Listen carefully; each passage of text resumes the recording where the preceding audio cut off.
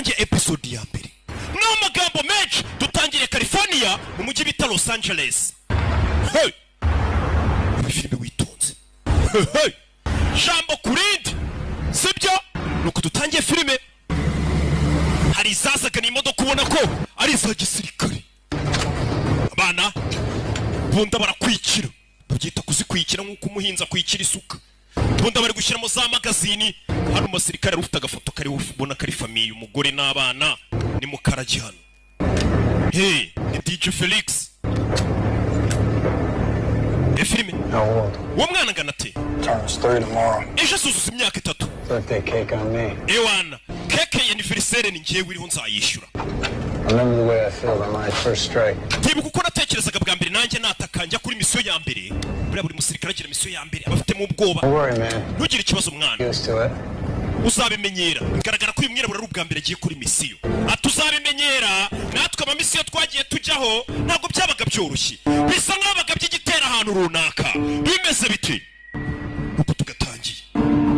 Ni kuri BTN TV ya televiziyo imwe icyayi itunganye. Uzajya muzisanga. Mbese biti. Kubera saa 9 kwi. Going in. Twinjiyemo indani. HQ going in. Ubwo ni kuri ediko tababwiye kwituma natwe twinjiyemo indani. Tugana ku biro bya FBI aho bikorera. Baba bari kubyumva abana niba bagiye kuri misiyo bano baba bakurikiranye kwituma naho. Bana binjiramo indani. Baba bambaye n'udukurura amashusho. Rebe filime. Za filime zisobanuranywe. Discipline ubwenge n'akantu ka kinene ko nikabura. Bebe. Remember, no body bags. Mwibuke nta mirambo dukeneye. Nta mirambo dushaka. Bisa nk'abana basirikare bagiye kuri misiyo. Abo batumye babasabye kubazana ari bazima ntabwo bashaka babica. Nta mirambo bakeneye. Bano barareba. See what's happening. We're losing feed. Tutangiye kubura amashusho. Bano bambaye kamera bano basirikare bagenda bambaye na kamera ku buryo bafande basigaye muri office bari ibintu byose biri kuba. So we're going blind. Bisa nk'aho nta sinyari. We still have audio. Okay, turasigarana amashwi gusa. Babuze amashusho ariko barasigara bakominikana ku itumanaho ry'amashwi. Mukomeze mukende. Komeza imbere. Stay on team lead. Mukomereze aho twabwiye guca. N'aba FBI. Some chatter. Komeza imbere. Baby. Accelerate pace. Hey, bana barabanza bikabanyamo. Mukati buryo bano bari kubayoborera kuri blueprint cyangwa se ku gishushanyo mbonera. Babayobora. Mukati buryo mukire gutya. Mukomeze muri corridor. Stop at staircase. No muhagarare kuri escalier. See the staircase. Escalier turi kubona. Staircase shows on the blueprint. Are you? Hano kuri blueprint dufite se ko escalier turi kuzibona. On the staircase. Hano na escalier turi kubona kuri teri. Bisobanuye iki?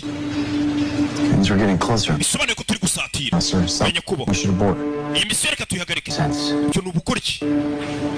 Ku gishushanyo mbonera bari kubona ko abasirikare bari ari escalier mu gihe abasirikare bari kuri field cyangwa bari kuri teri na escalier bari kubona. Hey. I repeat, may I have your authorization to proceed, sir? Ndasubira mu ese mwanyemera gukomeza arasaba authorization proceed. Uruhushya rwo gukomeza. Proceed mukomeze. Bimeze bite? Authorization to proceed. Uruhushya rwo gukomeza muraruhawe over. Mukomeze imbere. Gatori. Kumba aho bari akagabo kabumvisha. Aho bari akagabo kababonye kuri radar zako. Karababona ni muri yanyu bakubarimo. Kete ko kuri telefone. Dore akagabo kariyo. Kuri telefone. Kagabo kishushanyije ku mubiri gafite amatatuwaje nk'aya Papi Valence. Papi Valence baragira amatatuwaje menshi. Uko mutamuzi. Sinzi uburyo bangezeho. You said I'd be safe here. Kandi mwambwiye ko hano hantu nzaba ntekanye. No time for that. Nta gihe cy'ibyo mfite. Uri kuri telefone. I'll do what I have. Ngiye gukora icyo mfite gukora. Umugabo. My wife and son. Make sure we get my pay. Gusa umugore wanjye n'umwana muzamenye ko amafaranga yanjye muzayabaha. Ni umugabo abana bashinzwe umutekano. Muzanababwire ko nabakundaga. That no work was for them. Ndetse kakazi kose nakoze aribo nakoreraga. Umugabo uri hano basirikare bagiye kugera ba FBI cyangwa abashinzwe umutekano. Aravuze ati njyewe amafaranga yanjye muzaye famiye yanjye. We need him alive, no matter what. Uwo mugabo tumukeneye ari muzima uko byambera kose. Turakumva. Uwo mugabo FBI mukeneye ari muzima. Muri inzego zishinzwe umutekano yo hemukiye igihugu abagukeneye uri muzima kurusha uri umurambo. Kugira ngo bagukuremo n'amakuru nyine y'abandi mwafatanije muhemukira igihugu cyamuhungabanya umutekano. Kurusha ko wapfa bagenzi be bagasigara bitegembya tutabazi naho baherere. Umugabo afata telefone ye ayishyira muri micro onde kugira ngo telefone ayice n'amakuru ayirimo bayabure ayishyira muri micro onde. Babwire binjire. Roll the door. Bro the door. Cyangwa uturitse hey reba filime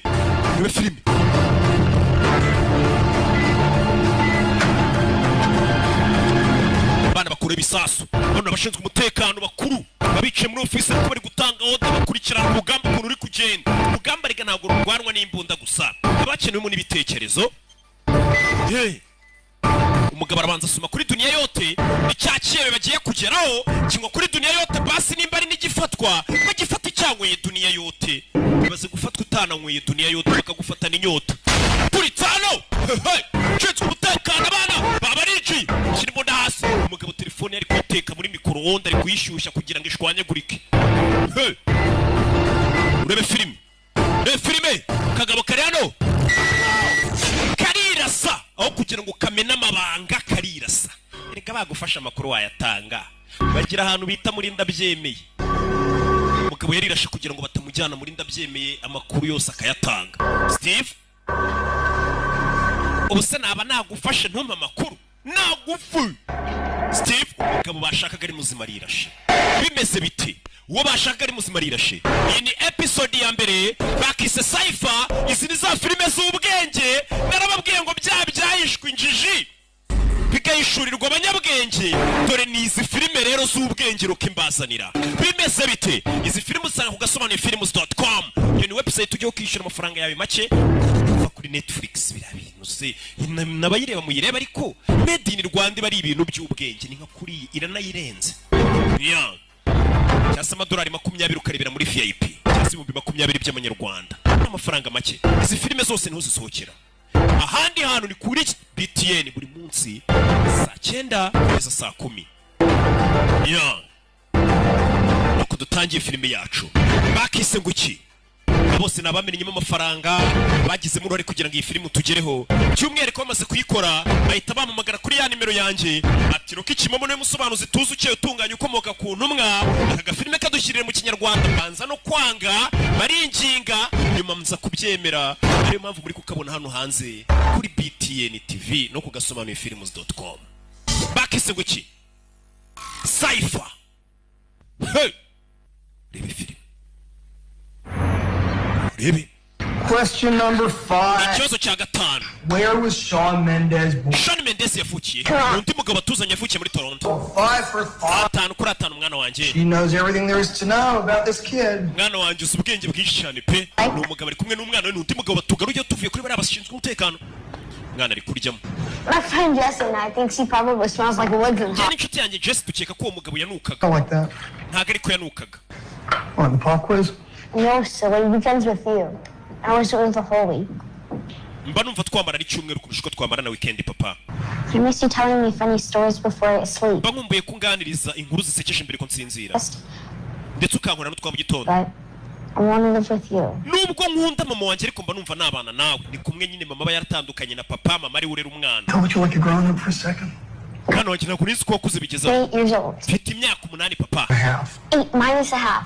Papa mfite imyaka I have a 8. boyfriend. No mfite na sheri kugira ngo umenye ko nakuze nyagasani. Ufite sheri? Who? Sheri wawe ninde? I'm in your business. Ntabwo bikureba papa ubwana bwari kuje. Ibaze ro kindinze ngana gutya nta sheri ngira akana k'imyaka 8 ngo gafite sheri we. None ukakahita kanabwira papa ngo kandi papa uwo sheri wanjye ntaga kureba ntago umushinzwe umushingukeho. Abana Choices you went to live with your mother and her fault either. kubora giye kubana na mama wawe. N'umwanzuro wafashwe n'umucamanza nagari ngiye. My opinion. Kuki umucamanza yafashe umwanzuro atambajije? Considering the circumstances, Urebye it ikibazo ukuntu cyari kimeze. was my job. It was an understandable choice. Kuba narabuze akazi nta kazi nari mfite urumva nago. Why? Kubera iki nyine batakumaye ngo abari wondera. Make sure I have a job. Like, Umucamanza ntabwo ari kumwe umwana ngo abari njumurira kandi nta kazi mfite. Ngomba kuba mfite akazi buri mucamanza iyo papa na mama bashwanye bareba akenshi rimwe na rimwe umuntu waho umwana uburere cyane ngo se umuntu ufite ubushobozi bwo kuba yagaburira umwana akamwitaho. get a job, I will be going for full custody. Nenda mukanongeye kubona akazi Promise? nzongera nsabe tubane uzasaba full custody. Mom for me? Sekera rero nta kazi afite urumva ntabwo yaza kubana n'umwana kandi akennye. Okay, we're really good at killing time. When does the movie start? Filime iratangira ryari rero tugiye kureba ya Rocky. This, you'll eat popcorn. Uraza kuba uri kurya injugu tureba filime ya Rocky. Ababyeyi bakunda kwereka abana filime za Rocky ngo ziba zirimo inyigisho zirimo ubwenge. Kumbe turi hamwe wa mugabo yirasi aba forensic bamaze kuhagera. Rwanda Forensic Laboratory iyo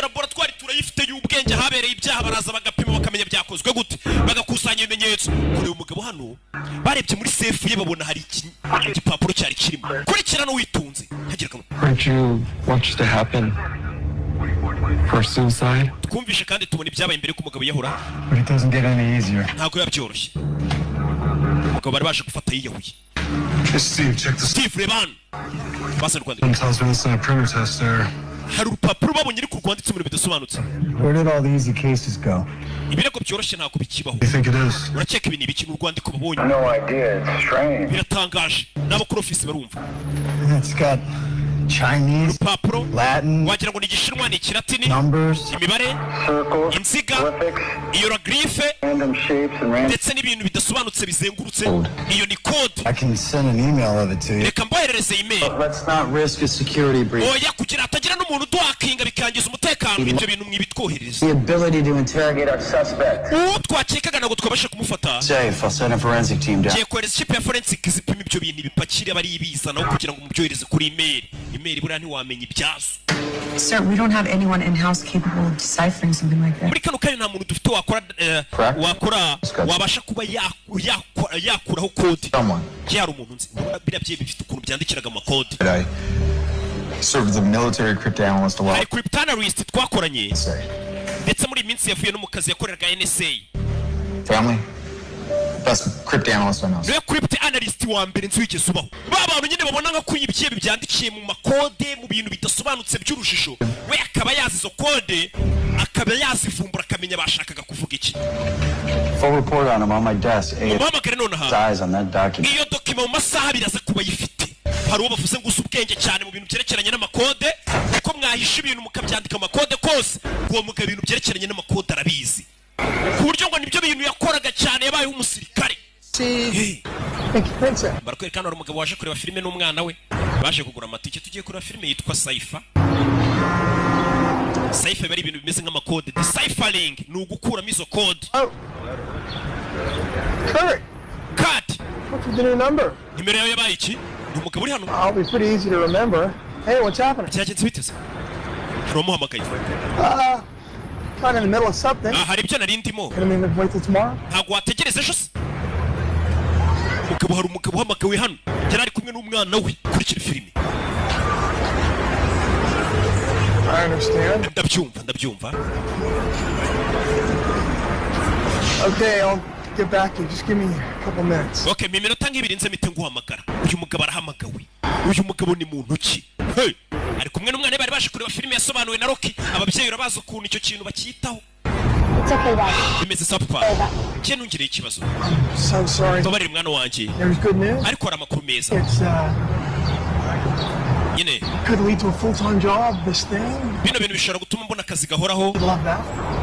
kandi umucamanza mbonye akazi yazakuma nkakorera. Assignment that may not lead to a full-time. Nyine ni akara kabagiye kuma ariko gashobora gutuma bampa n'akazi gahoraho. Yeah. Sibyo? So we can see the movie tomorrow. Rero filime twari tuje kureba reka tuzayireba ejo. What's going on? Ariko ejo urabizi nziga. What are you studying tomorrow? Ejo uziga iki? Imibare. Well, missing 2 hours of school is not going to keep Uzasiba amasaha abiri ishuri tujye kwirebera filime. getting mathematician. Imibare urabizi ndayizi. That's still no problem. Nzayigusobanurira nyuma. Ejo uzasiba ishuri tujye kwirebera filime. Umve papa. So what are we going to tell the school Ku if ishuri rero turababeshye iki? you have a court appointment? Babwire ko mu rukiko baduhaye randevu tujyeyo. Ubeshye ku ishuri umva papa ariko. I'm studying at school. Umva papa ukuntu ari kubeshya umwana. Ejo umwana azasiba ishuri abesha abarimu ubundi bajye kwirebera filime ya Rocky. Ababyeyi rero namwe. Will Scott's file, sir. Ibi ni amadosiye avuga kuri Will Scott. We contacted him. He's currently. Bamaze kumuhamagara ari mu nzira ajyayo. Wa mugabo bari bakeneye gusa ubwenge mu byerekeranye no kuba kode kumbe ni wa mugabo uri kumwe n'umwana we batangiye kumwigaho n'abashinzwe umutekano yitwa Will Scott. Will dore umugabo nguyu ibyo bagiye gufata basanze bifite inyandiko zanditswe mu buryo bw'iba. Will Scott. Banyita Victor nitwa Will Scott. Okay. Twari tugutegereje bari bategereje umunyabwenge kureba ahantu aje abashinzwe umutekano bapanuye. Character combinations I've never seen before. Bino bintu n'ubwa mbere mbibonye pe. How many hours is it gonna set? Gutwara amasaha ye kugira ngo bisobanukirwe. I'm afraid this is not a 1 or 2 hour Iyi ntabwo operation. ari operasiyo yatwara isaha Days. biratwara iminsi Take this back with me to analyze it further. birabanza Not proper protocol. But I can check. Hold on. uretse mbanze mbaze pusi yaravuze ngo nabitahana mu rugo nkajya kurara mbyigaho baramubuza ati uretse tubanze tubaze kuri office waravuga ati nabitahana bino bintu nkagenda nkabifumbura nkamenya ibyebe aya makode byandika gasobanuye iki byandikira acunga bangara hari ibyo barimo arabacunga bose bashinzwe umutekano uyu mugabo arangije kuri telefone ye aya madosiye nibanga cyane bari baza no kuyohereza kuri email arayafotora arayabika igipapuro cyanditse mu makode umugabo turingara gifotora akabibika ibintu bitemewe. Sir, you're on speakerphone. Uri kuri speaker loudspeaker. This is Robert Martin. Scott uravuga Robert Martin. Jumping on board in such short notice. Urakoze kubisubira ukatukigwa magara. The NSA, I've reviewed your file and based on your irengagije cyatumye kurukana muri NSA. are the right man for the job. Nabonye rero mugabo kwireka no kazi. So it's a pleasure to have you on our team. Ndetse n'ibyishimo ko tugufite mu ikipe. This document is extremely sensitive and I cannot allow it Iyo document ufite mu ntoki nagomba gusohoka muri nyubako. swept the entire premise. Paka forensic bamaze kureba iyo nyubako yose ko nta kindi kintu kirimo. Ntabwo iyo dosiye twayigwa ngo itahane. Tumaze kuyifotora muri telefone ye. Start tomorrow morning. Ejo mu gitondo uzatangira akazi. Ibyo bipapuro uzabisanga ku kazi n'ibindi byose ukeneye. Basore. Code. Whatever. It's code. It's extremely important. Ni ingenzi cyane. Objectives. One, keep it in our hands. Icyo gipapuro kigwa mu maboko yacu. Give this man whatever he needs to crack this case. Ndetse uyu mugabo mu icyo akeneye cyose kugira ngo asobanukirwe ibyerekeranye n'iyo code. Oversee the transfer documents if you like. Reka ngende ncunge kari amadosiye bayazana. Just keep an eye on this crypto analyst. Oya ahubwo ukomeze ucunge crypto analyst wawe. Uriya musore nyine bahaye akazi ugiye kuba yaza akareba ibyo bipapuro birimo code bisobanuye iki. Ibipapuro barabimwambuye byoreza kuri FBI ejo mu gitondo azajye mu kazi. Gusa umugabo yabifotoye yagiye abireba muri telefone ye. Ibi bintu ntabwo byari byebe aba yari amabanga basanganye ibyihebe leta itarasobanukirwa ni ibiki umugabo arayatahanye. Ibintu atari yemerewe abashinzwe umutekano baracyari guswipinga ahabereye icyaha. Sasa uyu mugabo ari hano ni wa mwirabura twabonye afite umwana ejo uzagira isabukuru ari hano kugira gutyo yumva icyombo cye kiri gusakuza. Icyombo kiri gusakuza komeza kwikiriza hano bamenye inyubako basanzemo iki cyebe kidasanzwe cyangwa se amakuru bari guhiga. Yumva mu nyubako mu gikuta hari biri kushwikira byangiza frequency y'icyombo. Everything okay? I need to have Nama yene inyundo something inside the walls. bisa nkaho hari ikintu kiri muri ibi bikuta. Zana inyundo sha. Bano basirikare barazitwaza afata inyundo. Urebe ni mu gikuta mindani.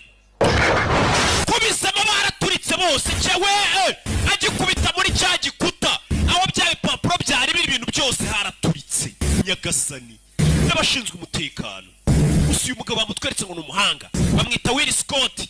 Niyo ari muri dushe ubona afite ibintu ari kwandika by'imibare ni umunyabwenge uvuga atari kuziriya kode zabiriya byihebe akandakana kariho ukagira ngo ari mu ndege zisobanuye iki.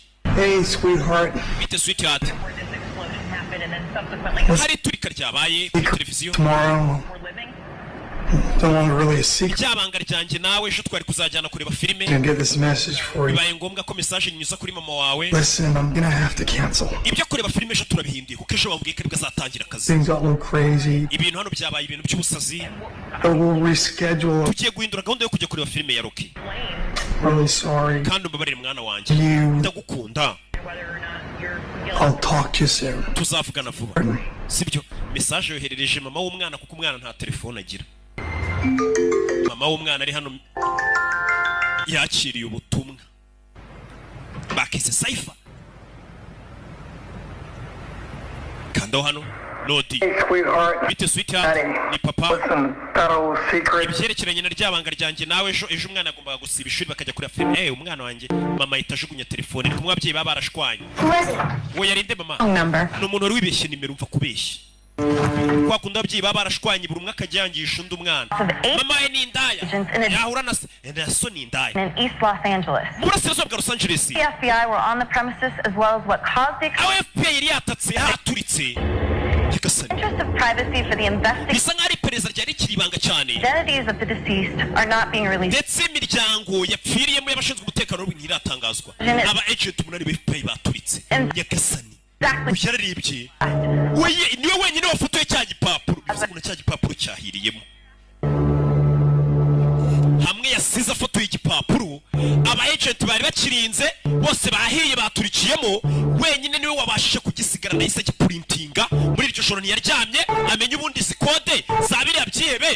n'abashinzwe umutekano baturika bose zisobanuye iki igipapuro kiraraho amenye byifashe bite ajya kuri za kode atangira kuzikuramo nyine agenda asobanukirwa ni ibiki hari abantu bandikira mu makode ku buryo utamenye ni ibiki bavuga buriya n'abantu baziranye cyane hari ukuntu baganira ati bwombo shaka Kadafi we ngo Kadafi akamenya ni ibiki bijya mbere we na Savimbi na Jean Marie Bwombo baba bazi ibyo ari byo ibyo niyo makode rero iyo bwira ari ibye biri gukoresha ayo makode yakire kuvuga ati izo bwombo zisobanuye iki zabo bahungu ayo makode amaze gukora hari izina yakuye muri ryitwa ngo Jimmy Gordon n'imibare yindiri inyuma muri ya makode yakuyemo izina ryitwa ngo Jimmy Gordon. The ATF report just came back. They found embedded explosives hidden in the building. Raporo iravuga ko babashinzwe umutekano bacu basanze hari ibisasu byari biteze mu gikutamo imbere.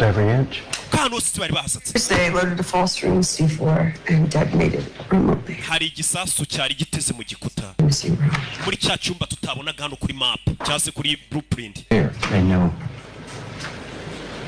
Mbabarira ibyo bintu bire bitandukanye map na blueprint. This knew this day was coming. Bisa nk'ibibye byari bizi ko uyu munsi uzagera. Long time ago. Byari byarateguye icyo gisasu na mbere. Bizi ko tuzaza. Hano ruri kuri chat. Important order. Andre ibyo bintu urimo birihutirwa koko ni ingenzi. Text from Lau. Rao aranyandikiye. He and Agent Carter just arrived at Steve Vilker's house. We na Agent Carter bagiye kubwira umuryango wa Steve ko umugabo wabo yapfuye. Ni wa mwirabura. 8 families to answer to. Usengo ni imiryango 8 isigaye yo kujya kubwira. Abashinzwe umutekano 8 ba FBI bapfuye kujya kubwira famiye z'abati bene wanyu rero bapfuye biba bigoye. We have to blame ourselves. Aya makosa na yacu reka tubyishyireho. Abashinzwe umutekano. You know why? Uzi impamvu? Because there is no one else to blame right now. Muri kano kanya naho twashyira iki cyaha cyabaye. Responsible for this. Paka tumaze gufata abaginga batumye bagenzi bacu bapfa. Right here in this room. Hano muri iki cyumba ibintu byose bariho bihagararira. It's on us. Amakosa ari kuri twe kuba tutarafata ubagizi ba nabi. Gasani bene wabo bapfuye bakoranaga. Now where are we at with this suicide victim? Uyu mugabo wiyahuye rero tubanze tumenye ibye. Nta bimuranga. DNA samples. Bari gupima DNA sample woherejeho forensic hano mu Rwanda bikigo bita Rwanda Forensic Laboratory gikora ibyo bintu gipima kikamenya uwo muntu wapfuye yarinde yishwe n'iki bagapima DNA bakamenya suwe mufitanye amasano n'uyu muntu. Identity is the only piece of this puzzle we have left. Katururi bakorera Kacyiru bwarakeye uyu mugabo ariko muri bya bipapuro ya makode ya bya byihebe abashinzwe umutekano FBI yo irizibira ikira gipapuro nta n'iyigifite uko cyahiriye muri yanzu yabonye imizina ryitwa ngo Jimmy Gordon isura yiriho akomeza gukurakinga zino code agenda reba n'iki n'umutari cyane ni umuhanga buri muntu abafite ikintu ashoboye. Gonna be late for work. Uraza gukererwa ndakererwa ku kazi mwana wanjye banguka ni mama ni umugore wa Willie Scott. It's not like I'm old enough to spend 2 hours putting makeup on yet. Akana kari hano mama azi gukora amagomba kwitera makeup one. Right, smart now. Kana ufite umuntu ufite ubwenge gafite tugambo kavuga ukumva kana gafite imyaka 8. Willie Scott called my desk. Willie Scott yamamagaye. Call him back. Sounded urgent. Numvaga byihutirwa ngo muhamagare. Willie Scott bari bagiye kumuha akazi hano aze nyine abafashe kumenya ibikira gipapuro gisobanuye iki. None icyo gipapuro cyahiriye mu nzu ariko niwe wenyine ugisigaranye uko yari yagifotoye. Gusa yagifotoye bitemewe. Yamagaye hano. Uyu niwe wari umurangiye akazi avuga ati hari umuntu nzu urenze. Umve. You okay? Meze neza. I'm fine. Meze neza. Saw the explosion on the... Nabonye ryaturika ryabaye ku makuru. I'm sorry about your men. Wihangane ku byabaye ku basore bawe. Crazy.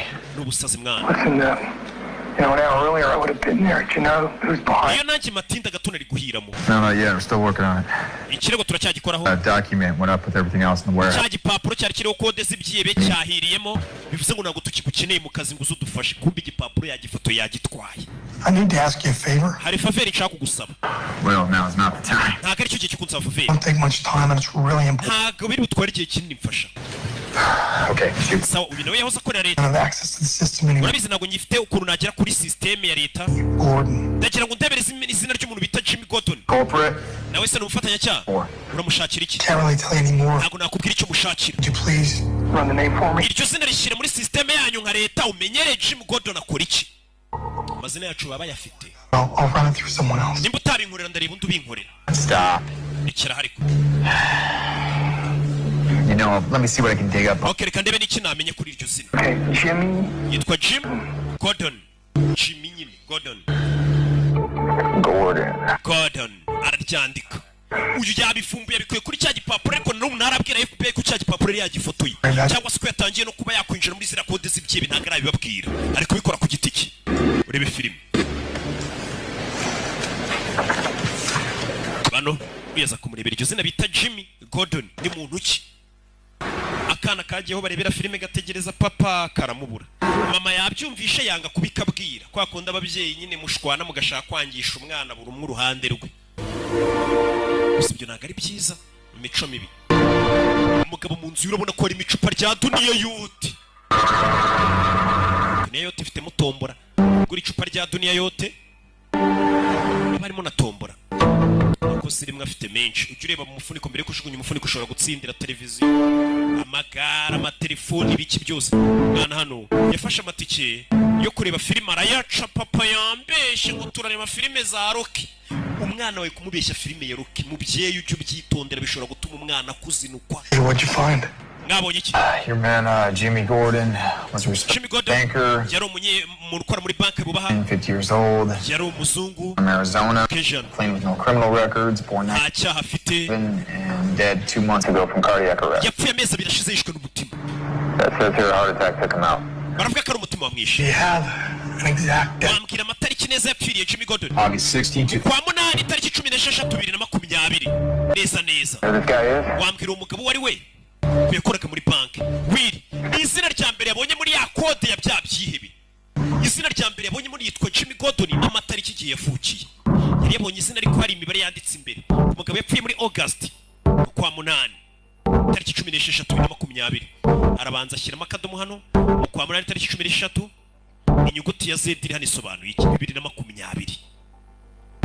Jimmy Gordon ni muntu ki? Kuki izina rye ryari riri muri code y'ibyihebe? Ashize amezi abiri apfuye. Uyu mugabo atangiye kugenda yinjira muri code z'ibyihebe. Izi ni za filime z'ubwenge zisaba tuze hano dutwike turigisi. How you feeling? Numva mesute. Like everyone else? Abandi bose. Bababaye n'aba FBI. Sir, who was your source for the warehouse tip? Ese ni ndogwaye makuru hari ahantu twasanze kiriya cyihebe. You know I can't share that, Kurt. Ntago nakubwira wampaye amakuru. I have to protect my source. Bagomba kurinda source yanjye. Ahantu yakuye amakuru. Ubundi nta munyamwuga ukivuga ahantu yakuye amakuru. 8 agents. Aba agent 8 bapfuye. They were my family too. Nanjye bari famiye yanjye. Sir, enough. Stop it. Rekera hariko. Uyu mugabo aramuhaye amakuru. Are you sure your source is only playing for one team? Ese wagwaye amakuru abizi ko ariwe yahaye gusa cyangwa yahaye n'abandi duhanganye? Hari igihe umuntu ashobora kukubwira ati rero polisi mu gihe hano ni iki akahita abwira n'abagizi ba nabi mpande zombi. Think about it. Ubitekerezeho ko waguhaye amakuru yaba ari weho yayahaye gusa cyangwa hari n'abandi yayahaye. Uyu ni afande Katururi. Gusa babuze urwandiko rwari ruro code z'ibyihebe. Urwo rwandiko wari rusigaranye warufotoye. Niyo mpamvu buriya buri document ufite ugomba kuyifotora ukayibikaho. Kemba ryakara. Hari n'igihe bagufata ati perimi wayibagiwe ariko buri warayifotoye hari igihe bakwihanganira. Buriya gufotora ni ibintu byiza. Ariko bifite akamaro. Hari nabo nge mbona bifotoza bambaye ubusa we. Mwataye umuco. Niko. Umugabo yakomeje hano akomeza kureba zino kode z'abagabo, akomeza kubyigaho yitonze, akomeza kureba bisobanuye iki, akuramo n'irindi zina nanone Philip Washington. Muri kode z'ibyihebe wasobanura gute ko izina ryawe ririmo Philip Washington irindi zina yabonye muri rwa rwandiko za kode za bya byihebe. Uyu mugabo ni umuhanga cyane. Buri muntu ari ikintu abashoboye neza cyane uvuga ati uyu muntu ibintu arabyumva 5 kwa 5. Umugabo akomeza kureba abonye irindi zina ryitwa Philip Washington. Philip Washington. Uwa mbere bamubwiye ko yapfuye ni Jim Gordon. Amezi abiri ashize. Umugabo akimara kubona irindi zina yahise yambara agufatira imbunda. Yo yahoze ashinzwe umutekano. Arangije ayitahisha. Arapfuka. Arahisha ibyo yari ari gukora iperereza bye. Akana hano karakariye papa. Ana kitwa Ana. Mama yanze gukabwira ko papa yari yakisiguye akabwira ko gahunda ya filime yahindutse karakaye. I'm fine. Miss Well, you don't sound fine. Ngenda umva utameze neza. What's the matter, kiddo? Ikibazo cy'umwana we. I'm not a kid. Ntabwo nkiri umwana, yarakabwiye ati what's the matter kiddo? Kiddo nyine ni kadogo, ntabwo ndi umwana. Mwana wanjye usigaye ukura vuba. You'll always be my little girl. Ariko iteka uzaba uri umukobwa wanjye. Nanjye mpore ndi nyoko. Uko wakura kose rega. Ababyeyi baba ari ababyeyi babona uri akana kurimo. Uri gutekereza iki? Yeah. Mama. Did Daddy ever call? Ese papa yigeze guhamagara? I don't think so. Ntabwo yigeze amamagara mwana umva kubeshya. Kumwe ababyeyi bateranya usanga bira bintu ni imico mibi ku babyeyi namwe mugira imico mibi. Nimba warashwanye n'umugabo wawe cyangwa umugore wawe. Umwana ntabwo uba ugomba kumwangisha undi mubyeyi. Ise buriya ni imbobo yirirwa no mu birara. N'iki ni indaya mama wawe. Ibintu ntabwo ari sawa. Mujye mushwana hagati yanyu ariko nimuhura n'umwana mubwira ati papa wawe ni umubyeyi mwiza, mama wawe ni umubyeyi mwiza. Azi umwana gukomeza gukura umubwira utugambo ngutwo ngo se ni ikirara ni indaya mama wawe ni inshinzi iki niki. So we received positive ID on a microwave suicide. Wa mugabo wirashe twamaze kumenya ari we. He's 42. Yitwa Alex Mace. National. Afite imyaka 42. 98. Yaje muri Amerika muri 98. So, I went to Boston College. Yize muri Boston College. Science. Yari umuhanga cyane mu bintu bya computer. Masters. Ndetse yari afite masters yakuye mu MIT. 5. He moves to Santa Monica where he meets Russian-born. Yagiye muri Santa Monica yahuriye n'umurusiya bita Marta. Springville 6. Barashyingiranwa 2006. A housewife with no. Bashyingiranwe n'umugore wirirwaga mu rugo udafite akazi. Time for questioning. Umugore wuriye mugabo wirashe mu muzane. Bamwita Alex Mace. He's working for us. So old roommates, neighbors, teachers. He would. Abo bari baziranye inshuti ze abo biganye abaturanyi be bose mubaze kuri uwo mugabo. Uko bari FBI kiri kwibaza kuri wa mugabo wirashe undi bafashe wirashe. Ubashaka umugore bamuhata bamubaze byinshi. Hano hari ukomeje kugenda agiye gushaka witwa Philip Washington yabonye izina rye muri za kode z'ibyihebe. Katururi. Think through me. Yes, sir. FBI iri hano. Wirashe bamaze kumenya nicyo cyihebe basanze kiri ahantu hari za kode. Gusa rero iyo kode umuntu wayisigaranye ari we bita Will Scott. Hari izina yabonyemo ndetse butuvugana yagiye no kureba uwo muntu ahantu ari. You can use some sleep. Usanga umuntu ukeneye kuryama. It's not a nice thing to say to a lady. Cyo ntabwo ari ibintu byiza byo kubwira umugore ngo akeneye kuryama. Hari ibindi ahita atekereza. Iko nyine umugore yamusubije. Umugore ati madamu urasa nk'umuntu ukeneye kuryama. Umugore nawe ati hari iryo jambo ntabwo ari ryiza kuribwira umugore ngo akeneye kuryama. I mean it. Aryama iwanyu. Kurt and I, we can keep things moving. Jya kuruka njye na Kate ibindi turabyitaho. Acaho. Yeah. Barakwereka wabashije gusigarana ya kode y'ibyihebe ndetse wamashije no gukuramo izina byinshi mu nyubako yabonye. Iryo zina yabonye ryitwa Philip Washington. Ahatuye ngo ni hano umugabo yaje kumureba. Yanze kubibwira FBI, yanze kugira umuntu n'umwe abwira, ari gukora ku giti cye. Kura y'imbunda. Bamwita Will Scott. Katururi. Hey. Wabonye filime nyinshi z'ubwenge narababwiye ngo filime zitarimo ubwenge zidasobanutse. Izo filime ntabwo uzumva ruko inazifashemo. Baranzi ngewe ariko. Sibyo? Kandi none ni za filime ugomba gusobanukirwa ijambo kurindi bavuze ngo iki. Ari za filime basakurizamo ntimusobanukirwe. Izi filime kandi uzisanga ku gasobanuyefilms.com ni website.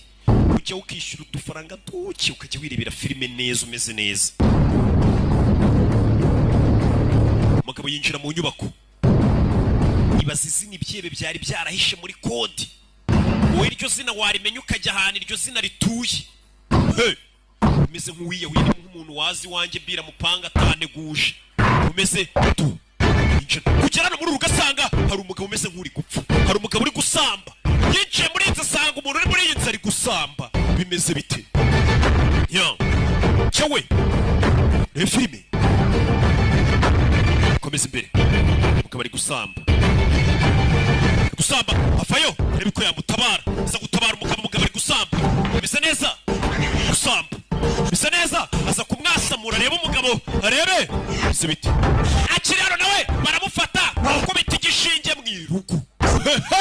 Mama we wajeje kuneka yigize indwanyi yigize rambo mu bisheke. There is a season Ibintu byose bigira igihe. and a time to every purpose under heaven. Munsi y'ijuru ibintu byose bakubwa impamvu.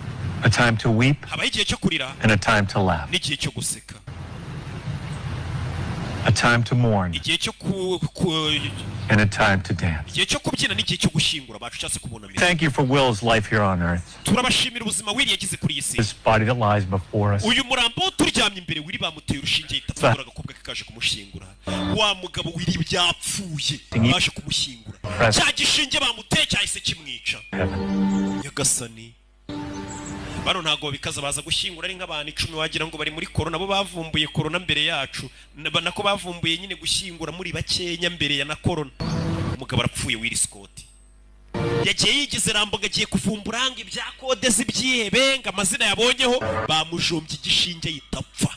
agakobwa ke disi kaje kumushyingura kamuheruka ejo bavugana ngo bazajye kureba filime za Rocky. none papa arapfuye. Will Scott uko yapfuye. Hey.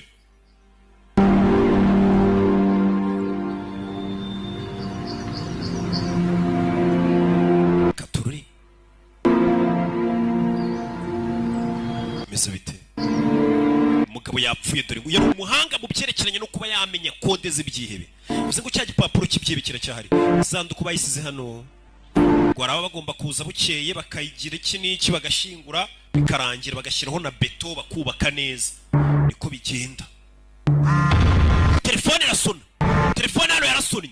urebe filime witunze. abavuye gushyingura telefone hano yarasonnye. bimeze biti. urebe filime. telefone yarasonnye. kumbe ni wa mugabo Will aracyari mu isanduku. umugabo mu isanduku ni muzima we. nibwo agikayuka telefone yaramukanguye. umugabo bamushyinguranye na telefone. Surprised you're still alive. utunguwe no kuba ukiri muzima sibyo? Hey! Who is this? Ninde tuvugana? Who the hell am I? ese ndi hehe? One question at a time. bazi ikibazo ku gihe cyacu. You know where you are, Will Scott. Will Scott ndabizi ahurura hasi. umugabo ntabwo arapfa ahubwo bamushyinguye ari muzima. cya gishinge bari bamuteye bigaragara ko wapfuye nyuma ukaza gukanguka. All your questions will be answered in time. ibibazo byawe byose biraza gusubirizwa igihe. Now, follow my instructions and everything will be... kurikiza amabwiriza yanjye uraza kumera sawa. Instructions? ayahe mabwiriza? What are you talking about? uravuga ibiki? urebe. What the fuck is going on? ese ni ibiki bijya mbere? munkuremo hano. umugabo ari mu isanduku ari rusororo mu masaha y'ijoro. famiye yamusize mu gitondo we. umugabo ari rusororo. tuza Will. Not the time to get agitated. icyo gihe cyo gusara ngo ukoreshe umwuka mwinshi. The average human being consumes around 0. ikiremwa muntu gisanzwe gikoresha 0.5 bya oxygene ku munota. You've been in this coffin for 5 hours. kandi umaze amasaha 5 mu isanduku. 1 minute. bivuze ngo usigaranye Leaves you with iminota mike. 9 minutes of breathing. iminota itarenga 10 uhumeka ukahita upfa umwuka urabugushiranye. Yes, you do as I say. rero byabyiza ukoze uko nkubwiye. Then we can have a nice... none nukora ibyo ngubwiye uraza duhure tuganire twitonze neza. Now, umva. listen closely. nyumva kandi witonze. There's a trigger above your head. hari imbarutso iri hejuru yawe. Twist the handle. iyihindukize ni nka serire. Push. nurangiza usunike. umugabo arahindukiza arasunika rusororo. mu masaha y'ijoro umugabo avuye mu isanduku. famiye yamushyinguye n'abandi bose bari bamuzi. ngo bari bamuteye igishinge ku buryo bagupima bakabona wapfuye. ariko hari amasaha ari buze kugira ugakanguka. wakinguye ndi muzima rusororo. wakigoryi gufushe. I want to know what's going on. ndashaka kumenya ibiki bijya mbere. nona I'm on your side. kandi ku ruhande rwawe. That you put me in there. kandi wankinguye. Said that. ntabwo navuze ko ari njye wagushyinguye. Well, if you didn't, who did? nimba utanshyinguye ninde wanshyinguye? Okay, tell me who you are. ubundi mbwira urinde. Me in a coffin to begin with. mbwira n'umuginga wakize mu isanduku. And you're asking the wrong question. uri kubaza ibibazo bitari byo. Reasonable question. ndi kubaza ibibazo by'ubwenge. You were dead. wari wapfuye.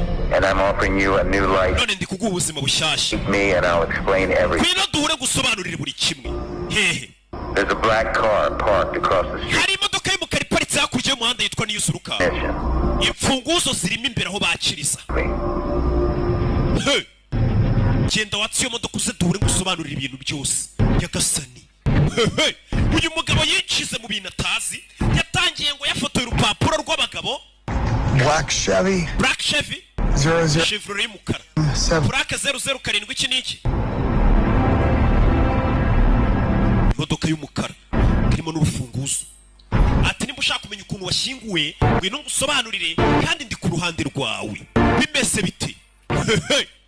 umugabo yatangiye ngashaka kumenya ngo kode z'ibyihebe, yigize rambo mu bisheke, bamushyinguye ari muzima, ashyingururiwe akaba aramuhamagaye ati vayo. Akingura imodoka, afitemo n'ubwo bari kuzi kuva mu isanduku rusoro rumuntu akubwira ngo hari imodoka naguparikiye ku ruhande yatsuza undebe. Iyo modoka nge ntago nayinjira mu rugo igikundiro, ntago nayijyamo, ahubwo uyu mugabo aranatinyuka. Umugabo yinjira mu modoka, wari wankinguye shandi muzima. Umugabo yinjira mu modoka. Okay, I'm in the car. Nabise imodoka nayigezemo. What next? Arakurikira iki? GPS on the dash. Turn it on. Iyo modoka ifite GPS, ikandeho yatse, imodoka irakuyobora. Hard was it, Will? Where are you taking me? Imodoka iranjyana he? Be soon enough. Uraza kubona ibihagije. Fucking coffin! Nibwo gikawuka mu isanduku. Damn answer! Basinyene ibisubizo. Tuza. You arrive at your destination. Nugeraho ndi kukubwira. Make sure you get answers to all. Ibibazo byose ufite urabibonera ibisubizo. 32 minutes. Ufite iminota 32. Hello? Alo, ahita namukupa. Iyi modoka ifite GPS. Iyi GPS irakuyobora ikakubwira ati komeza imbere, kata, genda, ikakuyobora mpaka ugeze ibirimo amerekezo y'ahantu. Kuriya nyine umuntu gukubita location akabona umugezeho. Agerageje guhamagara iyo nimero yamuhamagaraga yanga gucamo. Imodoka baguhaye irimo GPS, urabaza iki? Umugabo yatse imodoka. Gatururi ajye kureba uwo muntu uri kumuhamagara, amuhe n'amakuru ibibazo byose yibaza. Ibibazo uyu mugabo ari kwibaza ari nabyo bibazo natwe twese turi kwibaza. Imodoka irabwira ati komeza imbere. Imodoka irakuyobora n'iza modoka nziza zigezweho na komwe mufite zimwe za kera. Mbabwira nzi ko muri bagenzi banjye. Akomeza imbere ariko afite ubwoba.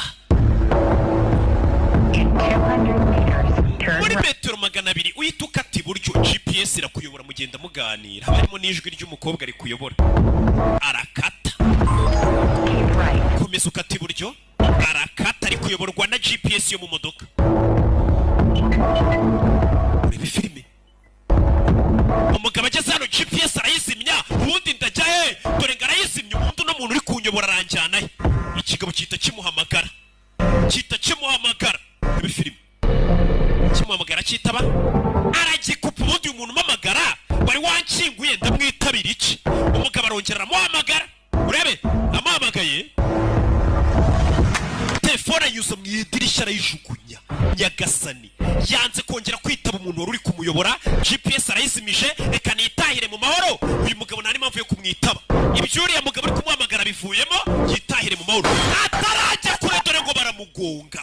Agisuzugura itegeko ry'umugabo dore ngo baramugonga we. Utazacikwa na episode ya 2 ku munsi w'ejo. Izi ni za Mwami wacu Yesu Kristo. Neema, amani kutoka kwa Bwana wetu iwe nanyi katika jina la Yesu Kristo. Ikaze mu kiganiro Healing Jesus Campaign. Karibu katika kipindi cha Healing Jesus Campaign. Omwumva ni Apostle Ponsa Imana kuva mu ishengero Holy City of God Temple, Kenya, Nairobi. Mnayemsikia ni mtume Leopold Sabimana kutoka katika kanisa la Holy City of God Temple, Kenya, Nairobi. Mbere ko dutangira dufite ijambo ryo kwaturira hamwe. Kabla ya kuanza tuna neno la kukiri kwa pamoja. Kwatura amagambo agize indirimbo nshya. Ni kutangaza maneno anayounda wimbo mpya. Ni wewe ukwiriye kwenda igitabo no kumena ibimenyetso bigifatanije. Ni wewe unayestahili kuchukua kitabu hiki na kuvunja mihuri yake. Kuko watambwe ugacungurira Imana abo miryango yose no mu ndimi zose. Kwa kuwa ulitolewa ukakomboa watu wa Mungu wa kila kabila, kila taifa, no moko yose no mahanga yose ubacunguje amaraso yawe. Na nchi zote na lugha zote ukiwakomboa kwa damu yako. Ukabahindurira Imana yacu kuba abami n'abatambyi kandi bazima mu isi. Ukawafanya kuwa makuhani na wafalme wa Mungu wetu katika ulimwengu. Umunsi wa kane. Leo ni siku ya Alhamisi. Umunsi wo kubohoka. Ni siku ya kufunguliwa. Aho dukurikirana hose, mahali popote tunapotufuatilia, kwa jina la Yesu, ibyari byakuboshye vilivyokufunga bikubitwe hasi igitondo mu izina rya Yesu, viangushwe chini asubuhi kwa jina la Yesu. Tuvuga buri imbaraga zose zari zarakuboshye, twatamka nguvu zote zilizokufunga, buri mikorere yose ubupfumu n'uburozi, kazi zote za kichawi na kilogi ikubitwe hasi mu izina rya Yesu, zipigwe chini kwa jina la Yesu, bitsindwe mu izina, vishindwe kwa jina la Yesu. Yesaya 43, Isaya 43 murongo wa 18 na 19, 18 na 19, vuga ngo ibyakera ntimubyibuke kandi byashize mwe kubyitaho. Msiyakumbuke mambo ya kwanza wala msiyatafakari mambo ya zamani. Dore ngiye gukora ikintu gishya. Tazama nitatenda jambo neno Uko jipya. kigiye kwaduka ntimuzakimenya. Na sasa litakapokuja hamtalijua. Nzaharura inzira mu butayu. Nitafanya njia jangwani. Ntembeshe imigezi mu kidaturwa. Na mito ya maji nyikani. So iyo tuvuga ngo umuntu araboshywe, tunaposema mtu amefungwa, umuntu ashobora kuboshwe n'ibihe arimo. Mtu anaweza akawa amefungwa na majira aliyomo, akabohwa n'ibintu yaciyemo, akafungwa na vitu alivyovipitia, alivyoviishi, akabohwa n'ibintu amazemo igihe, na akafungwa na vitu anavyoviishi kwa muda mrefu. Noneho iyo igihe cyawe kigeze cyo kubohoka, sasa na majira yako anapowadia kufunguliwa, ugomba kuanza gutera. Ni kwamba kuna hatua inatakiwa kwanza uipige. Ugomba kuanza kwibagirwa ibya kera. Ni lazima kwanza uyasahau ya zamani, ukibagirwa ibyo waciyemo, na uyasahau uliyoyapitia. Hari ibintu bya kera byabayeho. Kuna mambo ya zamani yaliyotokea. Hari bya kera waciyemo. Kuna ya zamani uliyoyapitia. Uhora wicira urubanza mu buzima bwawe. Na wewe huwa unatafakari na kujihukumu. Uhora wikondana, ntabwo ujya wibabarira. Yani wewe unajihukumu kabisa, huwezi kujihurumia. Ntabwo wibabarira mu buzima bwawe. Huna huruma maishani mwako. Ntabwo ushobora kubohoka kandi utaribabarira. Na huwezi kufunguka bila kujisamehe. Uhora wumva na makosa yawe. Yani wewe unajihukumu kwamba ni kosa lililotokana na wewe. Ni wewe uliyotenda. Nibyo byabayeho. Ni kweli yametokea. Ariko ibyarangiye byararangiye. Lakini ya zamani yamepita. Birengane. Hayo yavuke. Birengane ibyo bya kera. Yavuke hayo ya mambo ya zamani. Bireke bikubera isomo. Yaache yawe somo. Byagufasha gutsinda ibindi bintu. Litakalo kusaidia kuwa mshindi katika majira yajayo. Komeza ubyibuka no kwica urubanza ntacyo. Lakini kuendelea kuyakumbuka na kujihukumu haikusaidii. Ntacyo byakumara mu buzima. Haiwezi kuleta faida yoyote kwa maisha yako. Kuguma wibuka ibyo abantu bagukoreye. Unakumbuka watu waliokutendea. Ibyo bakugiriye nibyo ni bibi. Ni kweli yenye wamekutendea ni mabaya. Ariko kubohwa nibyo nakahise ntacyo. Lakini sasa wewe kufungwa na mambo ya kale, ugomba kureba destiny. Ni lazima utizame mbele destiny. Eka wibutse mwene data. Wacha nikukumbushe mwana wa Mungu. Ntabwo tugenda dusubira inyuma. Hatuendi tukirudi nyuma. Iyo tugenda tujimbere. Tunapokwenda tunaenda mbele. Kuki ukomeza kureba inyuma? Kwa nini unaendelea kugeukia kandi nyuma? Tujya mbele. Wakati tunaenda mbele. Iyo tugenda tujya imbere. Tunapotembea tunakwenda mbele. Kandi ni imyaka yiyongera, ntigenda ikurwaho, igenda yiyongera iba myinshi. Na umri unapoongezeka si kwamba unaondolewa, unaenda ukiongezeka. Inyuma urashaka iki? Sasa huko nyuma unatafuta kwa nini? Ibya kera urabishakamo iki? Hayo ya zamani yanakuhusu nini wewe? Urabishakamo iki bya kera? Unatafuta nini huko kwenye historia ya zamani? Ibya kera we kubyitaho. Ya zamani usiyajali. Ibyashizeho kubiha agaciro. Yaliyopita usiyapee zamani. Esheke wagize ejo hashize. Yani kule kufeli wewe uliko kupitia. Kimwaro wagize ejo hashize. Aibu ulioipitia. Nibikuafekte uyu munsi. Yani yasiku-affect leo. Uyu munsi wajya uvuga ngo birongera bimere nka byandi by'ejo. Uendelee kusema yatarudi kama yale ya zamani. Mtagihe nafasha amafaranga arahomba. Kipindi kile nilipata hela, nilichukua hela ikafilisika. Narabikoze biranga. Kipindi kile nimefanya nikashindwa. Ninongera birongera byanga. Nitakapofanya tena nitashindwa. Ntugahora ubona ko ibintu bizaba nka kwa kundi byagenze. Yani usiwe unaona ile picha ya zamani ya kufeli. Ku murongo wa 19 aravango. Kwa mstari wa 19 panasema, dore ngiye gukora ikintu gishya. Tazama nitatenda neno jipya. Haleluya. Haleluya. Iby'Imana igiye gukora ni bishya, bitandukanye na bya bindi by'ejo hashize. Mwenyezi Mungu anayoenda kuyatenda ni mapya, ni tofauti na yale ya zamani. Ibigiye kubaho ni bishyashya. Yanayoenda kutokea ni mapya. Ubu none ibintu biri gukora biraza ari bishyashya, bitandukanye n'ibya ejo. Na kwa sasa unayoenda kuyafanya ni mapya, ni tofauti na yale ya zamani. Uko kigiye kwaduka na kinavyoenda kuripuka muzakimenya. Utojua. Mu Giswahili bavuze neza ngo ni kuripuka. Kibeho mu izina. Kuna kinachokwenda kutokea kwa jina la Yesu. Ndavuga ngo kiraduka mu izina ryawe. Ninatamka kinaripuka kwa jina la Yesu. Kiraduka. Kinaribuka. Nawe uzabimenya byabaye. Na wewe utalijua likishatokea. Uzamenya byabaye. Utalijua likishatokea. Uyu munsi wa none. Leo hii. Wabimenya uko biri. Huwezi kujua namna ilivyo. Ariko Imana ikoze. Lakini Mungu alichokifanya. Uzakimenya cyamaze kuba. Utakijua kikishatokea. Uzakimenya cyamaze kuba. Utakijua kikishatokea. Ngo muzakimenya. Mtakijua. Nzaharura inzira mu butayu. nitatengeneza njia jangwani, ntembeshe imigezi mu kidaturwa, na nitiririshe mito nyikani. Nzaharura inzira mu butayu. Nitafanya njia jangwani. Mu butayu na ahantu abantu batajya. Jangwani ni mahali watu hawezi kwenda. Na ahantu hataba amazi. Ni kwanza hakuna maji, hakuna chakula, hari izuba ryinshi, kuna jua kali, hari umuyaga, kuna upepo, na ahantu umuntu atakifuza kuba. Ni mahali huwezi kutamani kupaishi. Kivuga mu butayu. Kwa nini Mungu anasema jangwani? Hari igihe umuntu aba ari mu buzima bw'ubutayu. Unajua kuna mtu anaishi katika maisha ya jangwani. Ariko buzima warurimo. Lakini maisha hayo ulikuwa unayapitia, Imana yaciye inzira. Mungu amepeana njia. Imana iciye inzira. Amepeana njia. Muri ubwo buzima ubona ko butashoboka. Katika maisha hayo ulikuwa unaona hayawezekani. Muri ibyo bintu ubona ko bitashoboka. Katika majaribu hayo ulikuwa unaona huwezi kuvuka. Iraciwe mu izina. Njia imepewana. Habayeho inzira. Kumekuwa na njia. Mu izina rya Kwa jina la Yesu. Nzatembesha imigezi. Na nitatiririsha mito. Nzatembesha imigezi. Nitatiririsha mito. Mu kidaturwa. Nyikani. Mu kidaturwa. Nyikani.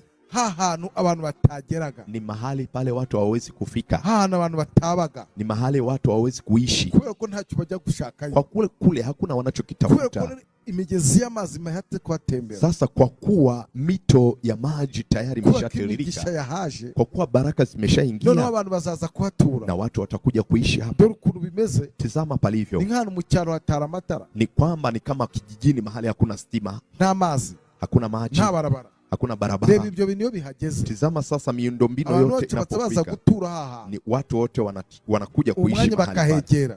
Muda huo wanapakaribia, kumepata thamani. Imani itembesheje amazi hatari amazi. Na Mungu anapotiririsha mito ya maji mahali kulikuwa na ukame, mahali hapo kunakuwa na thamani. Inamaanisha nini? Hari ibintu warubuze byatuma gutagira agaciro. Kuna vitu wewe vimepungua kwako na inakuwa na sababu ya wewe usiwe na thamani. Ntabwo societe itwubaha kuba ko turi abantu. Jamani, jamii haituheshimu kwa kuwa ni wanadamu sisi. Ntabwo societe itwubaha kwa turi abantu. Jamii haiwezi kutukubali kwa kuwa sisi ni wanadamu. Yubaha responsibility tufite. Society inaheshimu majukumu ulionayo. Society inaheshimu majukumu ulionayo. So hari inshingano tugira, kuna majukumu tunayo zikaduhesha icyubahiro, na majukumu hayo yanatuheshimisha, zikaduhesha icyubahiro. Majukumu hayo yanatutambulisha. Udafite inshingano muri isi, mtu yote ana majukumu katika dunia hii, hawezi kupata heshima, hawezi kupata heshima. Rero nasomye birambwa ngo Imana izibye abantu bakeneye. Na nilisoma Bible ikaniambia Mungu anajua mahitaji ya wanadamu. Imana izibye abantu bakeneye. Mungu anajua tunachokihitaji. Imana izibye abantu bakeneye. Mungu anajua tunachokihitaji. Irazi ikintu cyaribuka ku buzima bwawe. Yaani Mungu anajua kinachoweza kuripuka kwa maisha yako. Uwo mwanya abantu bakatangira kukuba. Na muda huo wanadamu wakaanza kukuheshimu. Abatagutelefona akagutelefona. Wale walikuwa hawajawahi kukupigia simu ndio wanatafuta na namba zako. Abatemeraga kuri mwene wabo, walikuwa hawakukubali kama ndugu, wagatangira kwemera kuri mwene wabo, wanaanza kukubali kama wewe ni ndugu, bakaza kukuramutsa, wanakuja kukusalimia, bakaza kukuraba, wanakuja kukutembelea. Abataguhaga ijambo bakaguha ijambo. Wale walikuwa kabisa wamekunyima neno wakaanza kukupa heshima. Abagucagaho nka bisi yuzuye, waliokuwa wanakupitia kama basi limejaa,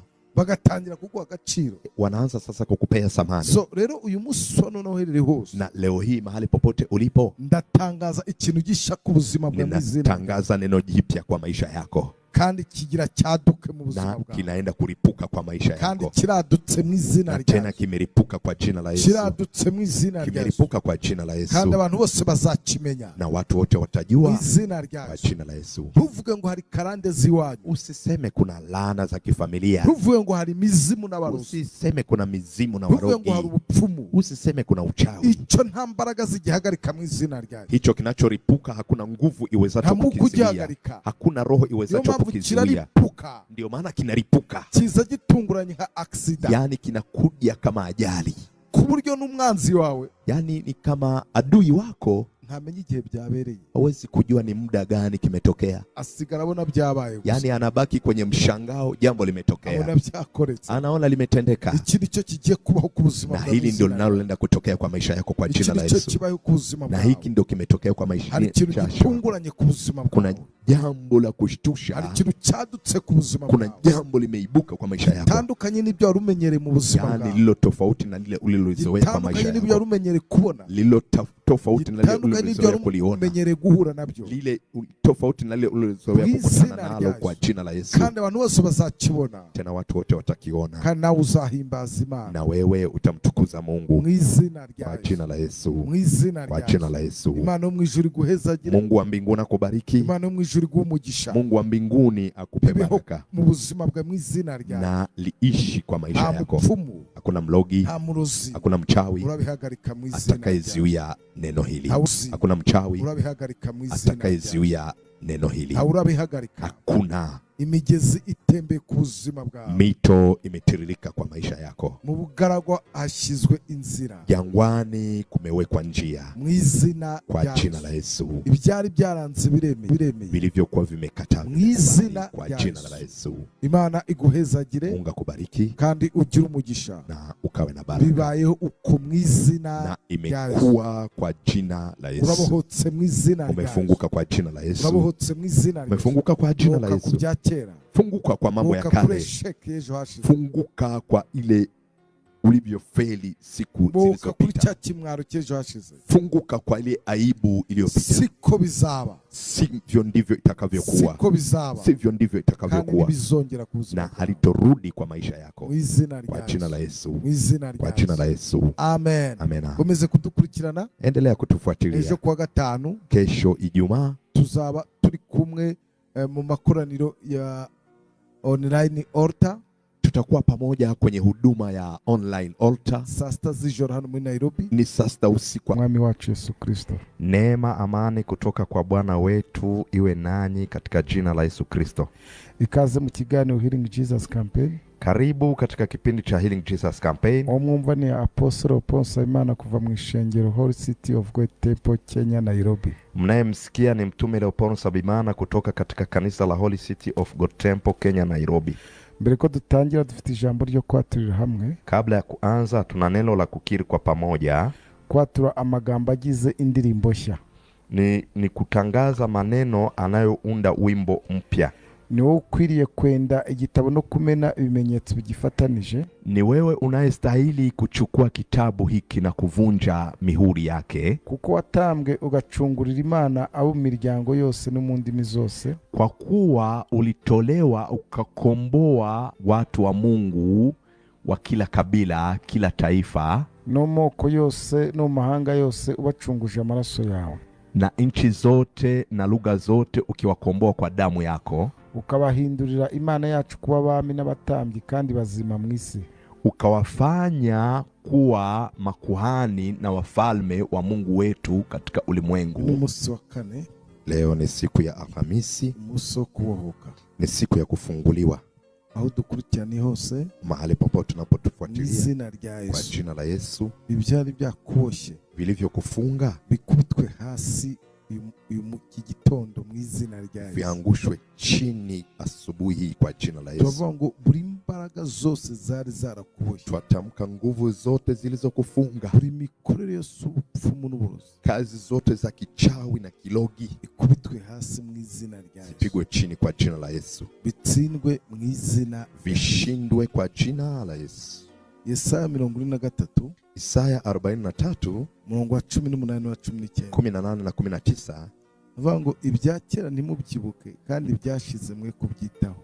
Msiyakumbuke mambo ya kwanza wala msiyatafakari mambo ya zamani. Dore ngiye gukora ikintu gishya. Tazama nitatenda jambo neno jipya. Kigiye kwaduka ntimuzakimenya. Na sasa litakapokuja hamtalijua. Nzaharura inzira mu butayu. Nitafanya njia jangwani. Ntembeshe imigezi mu kidaturwa. Na mito ya maji nyikani. So iyo tuvuga ngo umuntu araboshywe, tunaposema mtu amefungwa, umuntu ashobora kuboshwe nibihe arimo. Mtu anaweza akawa amefungwa na majira aliyomo, akabohwa n'ibintu yaciyemo, akafungwa na vitu alivyovipitia, alivyoviishi, akabohwa n'ibintu amazemo igihe, na akafungwa na vitu anavyoviishi kwa muda mrefu. Noneho iyo igihe cyawe kigeze cyo kubohoka, sasa na majira yako anapowadia kufunguliwa, ugomba kuanza gutera. Ni kwamba kuna hatua inatakiwa kwanza uipige. Ugomba kuanza kwibagirwa ibya kera. Ni lazima kwanza uyasahau ya zamani, ukibagirwa ibyo waciyemo, na uyasahau uliyoyapitia. Hari ibintu bya kera byabayeho. Kuna mambo ya zamani yaliyotokea. Hari bya kera waciyemo. Kuna ya zamani uliyoyapitia. Uhora wicira urubanza mu buzima bwawe. Na wewe huwa unatafakari na kujihukumu. Uhora wikondana ntabwo ujya wibabarira. Yani wewe unajihukumu kabisa, huwezi kujihurumia. Ntabwo wibabarira mu buzima bwawe. Una huruma maishani mwako. Ntabwo ushobora kubohoka kandi utaribabarira. Na huwezi kufunguka bila kujisamehe. Uhora wumva na makosa yawe. Yani wewe unajihukumu kwamba ni kosa lililotokana na wewe. Wabikoze. Ni wewe uliyotenda. Nibyo byabayeho. Ni kweli yametokea. Ariko ibyarangiye byararangiye. Lakini ya zamani yamepita. Birengane. Hayo yavuke. Birengane ibyo bya kera. Yavuke hayo ya mambo ya zamani. Bireke bikubera isomo. Yaache yawe somo. Byagufasha gutsinda ibindi bindi. Litakalo kusaidia kuwa mshindi katika majira yajayo. Komeza ubyibuka no kwica urubanza ntacyo. Lakini kuendelea kuyakumbuka na kujihukumu haikusaidii. Ntacyo byakumara mu buzima. Haiwezi kuleta faida yoyote kwa maisha yako. Kuguma wibuka ibyo abantu bagukoreye. Unakumbuka watu waliokutendea. Ibyo bakugiriye nibyo ni bibi. Ni kweli yenye wamekutendea ni mabaya. Ariko kubohwa nibyo nakahise ntacyo. Lakini sasa wewe kufungwa na mambo ya kale, ugomba kureba destiny. Ni lazima utizame mbele destiny. Eka wibutse mwene data. Wacha nikukumbushe mwana wa Mungu. Ntabwo tugenda dusubira inyuma. Hatuendi tukirudi nyuma. Iyo tugenda tujimbere. Tunapokwenda tunaenda mbele. Kuki ukomeza kureba inyuma? Kwa nini unaendelea kugeukia nyuma? Kandi tujya mbele. Wakati tunaenda mbele. Iyo tugenda tujya imbere. Tunapotembea tunakwenda mbele. Kandi ni imyaka yongera ntigenda ikurwaho, igenda yiyongera iba myinshi. Na umri unapoongezeka si kwamba unaondolewa, unaenda ukiongezeka. Inyuma urashaka iki? Sasa uko nyuma unatafuta kwa nini? Ibya kera urabishakamo iki? Hayo ya zamani yanakuhusu nini wewe? Urabishakamo iki bya kera? Unatafuta nini huko kwenye historia ya zamani? Ibya kera we kubyitaho. Ya zamani usiyajali. Ibyashizeho kubiha agaciro. Yaliyopita usiyapee zamani. Esheke wagize ejo hashize. Yani kule kufeli wewe uliko kupitia. Kimwaro wagize ejo hashize. Aibu ulioipitia. Nibikuafekte uyu munsi. Yani yasiku-affect leo. Uyu munsi wajya ngo birongera bimere nka bya bindi by'ejo. Uendelee kusema yatarudi kama yale ya zamani. Ntagihe nafashe amafaranga arahomba. Kipindi kile nilipata hela, nilichukua hela ikafilisika. Narabikoze biranga. Kipindi kile nimefanya nikashindwa. Ninongera birongera byanga. Nitakapofanya tena nitashindwa. Ntugahora ubona ko ibintu bizaba nka kwa kundi byagenze. Yani usiwe unaona ile picha ya zamani ya kufeli. Ku murongo wa 19 aravuga ngo, kwa mstari wa 19 panasema, dore ngiye gukora ikintu gishya. Tazama nitatenda neno jipya. Haleluya. Haleluya. Iby'Imana igiye gukora ni bishya bitandukanye na bya bindi by'ejo hashize. Mwenyezi Mungu anayoenda kuyatenda ni mapya, ni tofauti na yale ya zamani. Ibigiye kubaho ni bishyashya. Yanayoenda kutokea ni mapya. Ubu none ibintu biri gukora biraza ari bishyashya bitandukanye n'ibya ejo. Na kwa sasa unayoenda kuyafanya ni mapya, ni tofauti na yale ya zamani. Uko kigiye kwaduka na kinavyoenda kuripuka muzakimenya. Utojua. Mujiswahili bavuze neza ngo ni kuripuka. Yeah. Kibeho mu izina. Kuna kinachokwenda kutokea kwa jina la Yesu. Tavuga ngo kiraduka mu izina rya. Ninatamka kinaripuka kwa jina la Yesu. Kiraduka. Kinaribuka. Nao uzabimenya byabaye. Na wewe utalijua likishatokea. Uzamenya byabaye. Utalijua likishatokea. Uyu munsi wa none. Leo hii wabimenya uko biri. Huwezi kujua namna ilivyo. Ariko Imana ikoze. Lakini Mungu alichokifanya uzakimenya cyamaze kuba. Utakijua kikishatokea. Uzakimenya cyamaze kuba. Utakijua kikishatokea. Ngo muzakimenya. Mtakijua. Nzaharura inzira mu butayu. Nitatengeneza njia jangwani. Ntembeshe imigezi mu kidaturwa. Na nitiririshe mito nyikani. Nzaharura inzira mu butayu. Nitafanya njia jangwani. Mu butayu na ahantu abantu batajya. Jangwani ni mahali watu hawezi kwenda. Na ahantu hataba amazi. Ni kwanza hakuna maji. Hakuna chakula. Hari izuba ryinshi. Kuna jua kali. Hari umuyaga. Kuna upepo. Na ahantu umuntu atakifuza kuba. Ni mahali huwezi kutamani kupaishi. Kivuga mu butayu. Kwa nini Mungu anasema jangwani? Hari igihe umuntu aba ari mu buzima bw'ubutayu. Unajua kuna mtu anaishi katika maisha ya jangwani. Ariko buzima warurimo. Lakini maisha hayo uliokuwa unayapitia. Imana yaciye inzira. Mungu amepeana njia. Imana iciye inzira. Amepeana njia. Muri ubwo buzima ubona ko butashoboka. Katika maisha hayo ulikuwa unaona hayawezekani. Muri ibyo bintu ubona ko bitashoboka. Katika majaribu hayo ulikuwa unaona huwezi kuvuka. Iraciwe mu izina. Njia imepewana. Habayeho inzira. Kumekuwa na njia. Mu izina rya jina la Yesu. Nzatembesha imigezi. Na nitatiririsha mito. Nzatembesha imigezi. Nitatiririsha mito. Mu kidaturwa. Nyikani.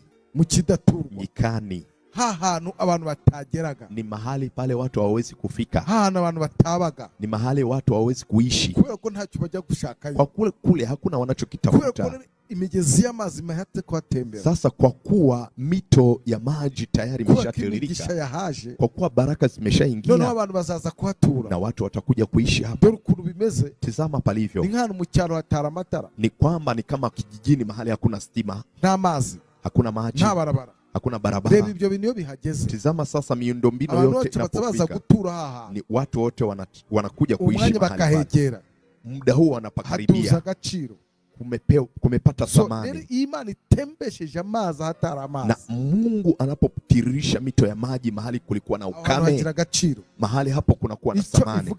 Inamaanisha nini? Hari ibintu warubuze byatuma gutagira agaciro. Kuna vitu wewe vimepungua kwako na inakuwa na sababu ya wewe usiwe na thamani. Ntabwo societe itwubaha kuba ko turi abantu. Jamani, jamii haituheshimu kwa kuwa ni wanadamu sisi. Ntabwo societe itwubaha kwa turi abantu. Jamii haiwezi kutukubali kwa kuwa sisi ni wanadamu. Yubaha responsibility ufite. Society inaheshimu majukumu ulionayo. Society inaheshimu majukumu ulionayo. So hari inshingano tugira, kuna majukumu tunayo zikaduhesha icyubahiro, na majukumu hayo yanatuheshimisha, zikaduhesha icyubahiro. Majukumu hayo yanatutambulisha. Na mtu yote ana majukumu katika dunia hii, hawezi kupata heshima, hawezi kupata heshima. Rero nasomye birambwa ngo Imana izibye abantu bakeneye, na nilisoma Bible ikaniambia Mungu anajua mahitaji ya wanadamu. Imana inazibye abantu bakeneye, Mungu anajua tunacho wanadamu. Imana inazibye abantu bakeneye, Mungu anajua tunachokihitaji. Irazi ikintu cyaripuka ku buzima bwawe, yani Mungu anajua kinachoweza kuripuka kwa maisha yako. Uwo mwanya abantu bagatangira kukuba, na muda huo wanadamu wakaanza kukuheshimu. Abatagutelefona akagutelefona, wale walikuwa hawajawahi kukupigia simu ndio wanatafuta na namba zako. Abatemeraga kuri mwene wabo, walikuwa hawakukubali kama ndugu, bagatangira kwemera kuri mwene wabo, wanaanza kukubali kama wewe ni ndugu, bakaza kukuramutsa, wanakuja kukusalimia, bakaza kukuraba, wanakuja kukutembelea. Abataguhaga ijambo bakaguha ijambo, wale walikuwa kabisa wamekunyima neno wakaanza kukupa heshima. Abagucagaho nka bisi yuzuye, waliokuwa wanakupitia kama basi limejaa, bagatangira kuguha agaciro, wanaanza sasa kukupea thamani. So rero uyu munsi wano noherere hose, na leo hii mahali popote ulipo, ndatangaza ikintu gisha ku buzima bwa mizina, tangaza neno jipya kwa maisha yako, kandi kigira cyaduke mu buzima bwawe, kinaenda kuripuka kwa maisha yako, kandi kiradutse mu izina ryawe, tena kimeripuka kwa jina la Yesu, kiradutse mu izina ryawe, kimeripuka kwa jina la Yesu, kandi abantu bose bazakimenya, na watu wote watajua mu izina ryawe, kwa jina la Yesu. Ntuvuge ngo hari karande ziwanyu, usiseme kuna laana za kifamilia, ntuvuge ngo hari mizimu na barusi, usiseme kuna mizimu na warogi, ntuvuge ngo hari ubupfumu, usiseme kuna uchawi. Icyo nta mbaraga zigihagarika mu izina ryawe, hicho kinachoripuka hakuna nguvu iwezacho kukizuia, hakuna roho iwezacho kukizuia. Ndio maana kinaripuka, kiza gitunguranye nka accident, yani kinakuja kama ajali, kuburyo n'umwanzi wawe, yani ni kama adui wako ntamenye igihe byabereye, hawezi kujua ni muda gani kimetokea, asigara abona byabaye, yani anabaki kwenye mshangao, jambo limetokea, anaona limetendeka. Iki cyo kigiye kubaho ku buzima, na hili ndio linaloenda kutokea kwa maisha yako kwa jina la Yesu, na hiki ndio kimetokea kwa maisha yako. Kuna jambo la kushtusha, kuna jambo limeibuka kwa maisha yako, tandukanye n'ibyo warumenyere mu buzima bwawe, yani lilo tofauti na lile ulilozoea kwa maisha yako, n'ibyo warumenyere kubona, lilo tofauti na lile ulilozoea kuliona, umenyere guhura nabyo, lile tofauti na lile ulilozoea kukutana nalo kwa jina la Yesu, kandi abantu bose bazakibona, tena watu wote watakiona, kandi nawe uzahimbaza Imana, na wewe utamtukuza Mungu mu izina rya kwa jina la Yesu, mu izina kwa jina la Yesu. Imana mu ijuru guhezagire, Mungu wa mbinguni akubariki, Imana mu ijuru guumugisha, Mungu wa mbinguni akupe baraka mu buzima bwa mu izina rya, na liishi kwa maisha yako. Hakuna mlogi, hakuna mchawi urabihagarika mu izina, atakayezuia neno hili. Hakuna mchawi urabihagarika mu izina, atakayezuia neno hili. Urabihagarika. Hakuna imigezi itembe ku buzima bwawe, mito imetiririka kwa maisha yako, mu bugaragwa hashyizwe inzira, jangwani kumewekwa njia, mu izina kwa jina la Yesu. Ibyari byaranze biremeye, vilivyokuwa vimekataa, mu izina kwa jina la Yesu. Imana iguhezagire, Mungu akubariki, kandi ugire umugisha, na ukawe na baraka. Bibayeho uko mu izina, na imekuwa kwa jina la Yesu. Urabohotse mu izina, umefunguka kwa jina la Yesu. Urabohotse mu izina, umefunguka kwa jina la Yesu. Funguka kwa mambo ya kale, funguka kwa ile ulivyofeli siku zilizopita. Funguka kwa ile aibu iliyopita. Siko bizaba. Sivyo ndivyo itakavyokuwa. Siko bizaba. Sivyo ndivyo itakavyokuwa. Na halitorudi kwa maisha yako. Kwa jina la Yesu. Kwa jina la Yesu. Amen. Amen. Komeze kudukurikirana. Endelea kutufuatilia. Ejo kwa gatanu. Kesho Ijumaa. Tuzaba turi kumwe mu makoraniro ya online altar.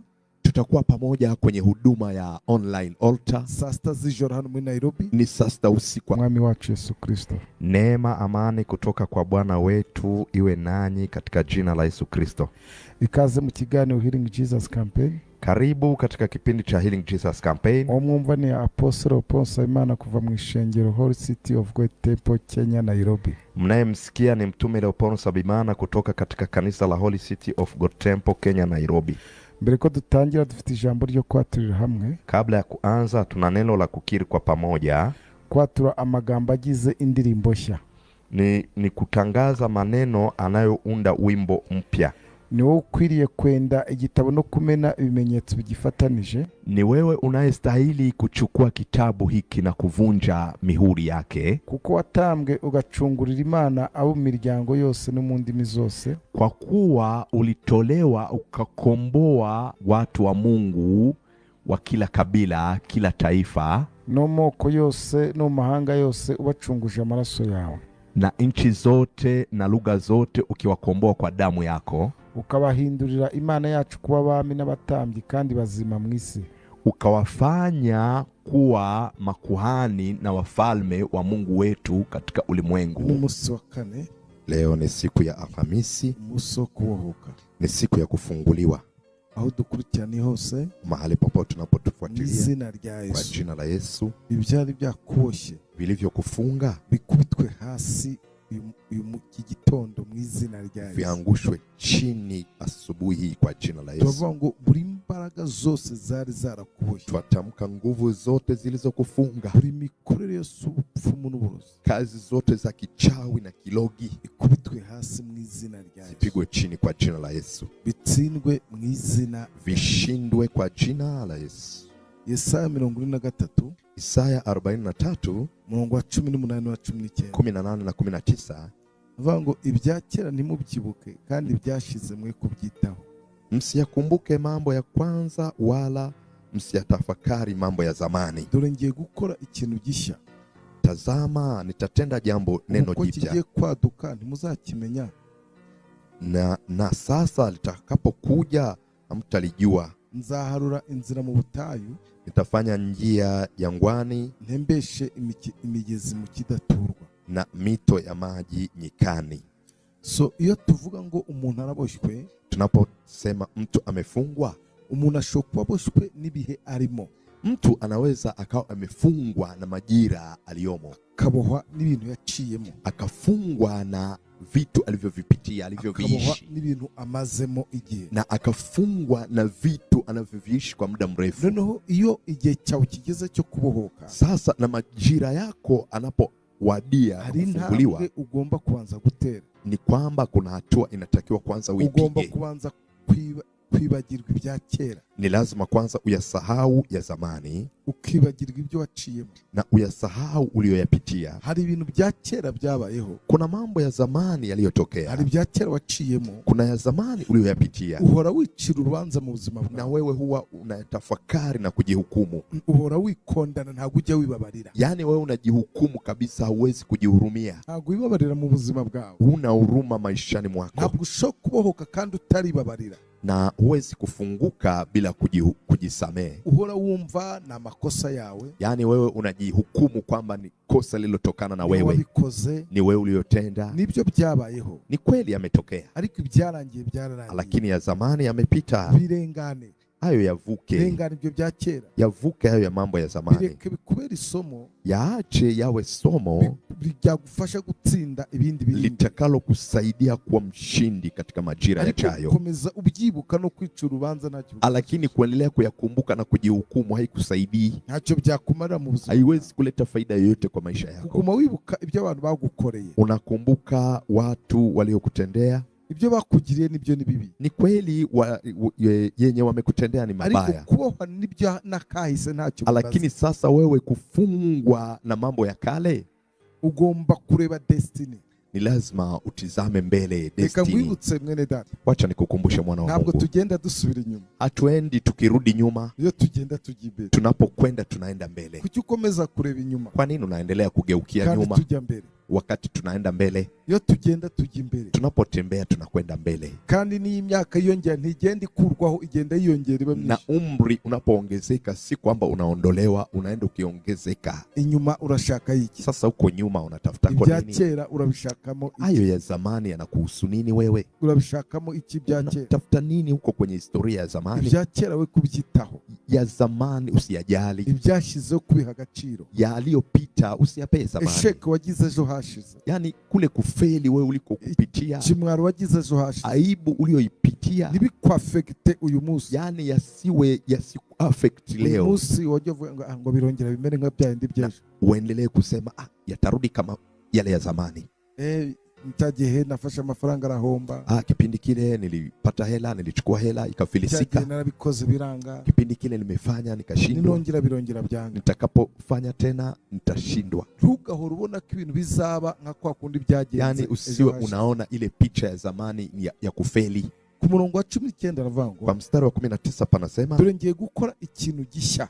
Tazama nitatenda neno jipya. Haleluya. Haleluya. Iby'Imana igiye gukora ni bishya bitandukanye na bya bindi byejo hashize. Mwenyezi Mungu anayoenda kuyatenda ni mapya, ni tofauti na yale ya zamani. Ibigiye kubaho ni bishyashya. Yanayoenda kutokea ni mapya. Ubu none ibintu biri gukora biraza ari bishyashya bitandukanye n'ibyahejo. Na kwa sasa unayoenda kuyafanya ni mapya, ni tofauti na yale ya zamani. Uko kigiye kwaduka na kinavyoenda kuripuka muzakimenya. Utojua. Mugiswahili bavuze neza ngo ni kuripuka. Kibeho mu izina. Kuna kinachokwenda kutokea kwa jina la Yesu. Ndavuga ngo kiraduka mu izina rya. Ninatamka kinaripuka kwa jina la Yesu. Kiraduka. Kinaribuka. Nawe uzabimenya byabaye. Na wewe utalijua likishatokea. Uzamenya byabaye. Utalijua likishatokea. Uyu munsi wa none. Leo hii wabimenya uko biri. Huwezi kujua namna ilivyo. Ariko Imana ikoze. Lakini Mungu alichokifanya uzakimenya cyamaze kuba. Utakijua kikishatokea. Uzakimenya cyamaze kuba. Utakijua kikishatokea. Ngo muzakimenya. Mtakijua. Nzaharura inzira mu butayu. Nitatengeneza njia jangwani. Ntembeshe imigezi mu kidaturwa. Na nitiririshe mito nyikani. Nzaharura inzira mu butayu. Nitafanya njia jangwani. Mu butayu na ahantu abantu batajya. Jangwani ni mahali watu hawezi kwenda.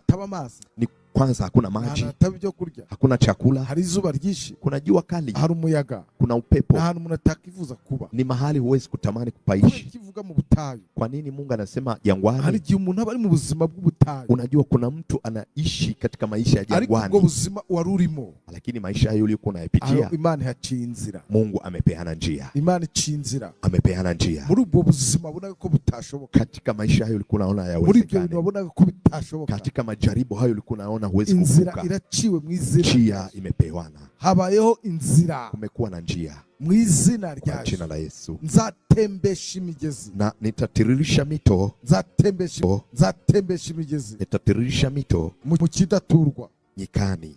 Mu kidaturwa. Nyikani. Hantu abantu batageraga. Ni mahali pale watu hawawezi kufika. Hantu abantu batabaga. Ni mahali watu hawawezi kuishi. Kubera ko ntacyo bajya gushaka. Kwa kule hakuna wanachokitafuta. Kubera ko imigezi y'amazi mahate kwatembera. Sasa kwa kuwa mito ya maji tayari imeshatiririka. Kwa kuwa baraka zimeshaingia. None abantu bazaza kuhatura. Na watu watakuja kuishi hapa. Dore ukuntu bimeze. Tazama palivyo. Ni nk'ahantu mu cyaro hatara amatara. Ni kwamba ni kama kijijini mahali hakuna stima. Nta mazi. Hakuna maji. Nta barabara. Hakuna barabara. Reba ibyo bintu bihageze. Tizama sasa miundombinu yote inapofika. Ni watu wote wanakuja kuishi mahali pale. Muda huu wanapakaribia. Kumepata thamani. Imani tembesheje amazi hatara amazi. Na Mungu anapotiririsha mito ya maji mahali kulikuwa na ukame, mahali hapo kunakuwa na thamani. Inamaanisha nini? Hari ibintu warubuze byatuma gutagira agaciro. Kuna vitu wewe vimepungua kwako na inakuwa na sababu ya wewe usiwe na thamani. Ntabwo societe itwubaha kuba ko turi abantu. Jamani, jamii haituheshimu kwa kuwa ni wanadamu sisi. Ntabwo societe itwubaha kuba turi abantu. Jamii haiwezi kutukubali kwa kuwa sisi ni wanadamu. Yubaha responsibility ufite. Society inaheshimu majukumu ulionayo. Society inaheshimu majukumu ulionayo. So hari inshingano tugira, kuna majukumu tunayo zikaduhesha icyubahiro, na majukumu hayo yanatuheshimisha, zikaduhesha icyubahiro. Majukumu hayo yanatutambulisha.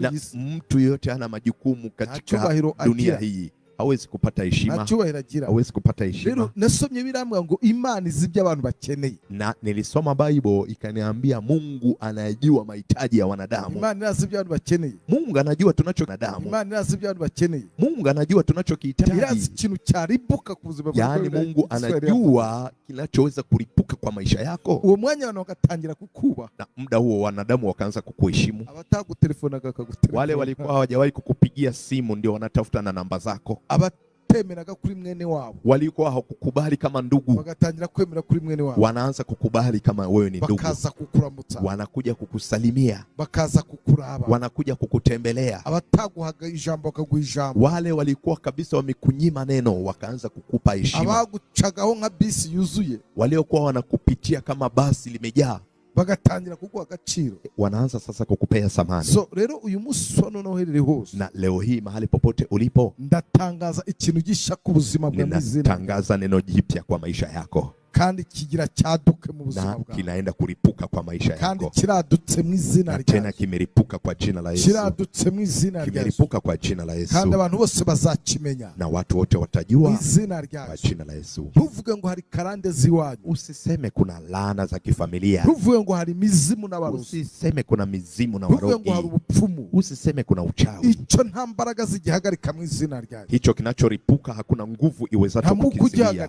Hakuna roho iwezacho kukizuia. Ndio maana kinaripuka. Kiza gitunguranye nka accident. Yani kinakuja kama ajali. Ku buryo n'umwanzi wawe, yani ni kama adui wako, ntamenye igihe byabereye. Hawezi kujua ni muda gani kimetokea. Asigara abona byabaye. Yani anabaki kwenye mshangao, jambo limetokea. Anaona byakoretse. Anaona limetendeka. Ikindi cyo kigiye kubaho ku buzima bwawe. Na hili ndio linaloenda kutokea kwa maisha yako kwa jina la Yesu. Na hiki ndio kimetokea kwa maisha yako. Gitunguranye ku buzima bwawe. Kuna jambo la kushtusha. Hari ikintu cyadutse ku buzima bwawe. Kuna jambo limeibuka kwa maisha yako. Tandukanye n'ibyo wari umenyereye mu buzima bwawe. Yani lilo tofauti na lile ulilozoea kwa maisha yako. Tandukanye n'ibyo wari umenyereye kubona. Lilo tofauti na lile ulilozoea kuliona. Umenyereye guhura nabyo. Lile tofauti na lile ulilozoea kukutana nalo kwa jina la Yesu. Kandi abantu bose bazakibona. Tena watu wote watakiona. Kandi nawe uzahimbaza Imana. Na wewe utamtukuza Mungu. Mu izina ryawe. Kwa jina la Yesu. Mu izina ryawe. Kwa jina la Yesu. Imana yo mu ijuru iguhezagire. Mungu wa mbinguni akubariki. Imana yo mu ijuru iguhumugisha. Mungu wa mbinguni akupe baraka. Mu buzima bwa mu izina ryawe. Na liishi kwa maisha yako. Hakuna mlogi. Hakuna mchawi. Urabihagarika mu izina. Atakayezuia neno hili.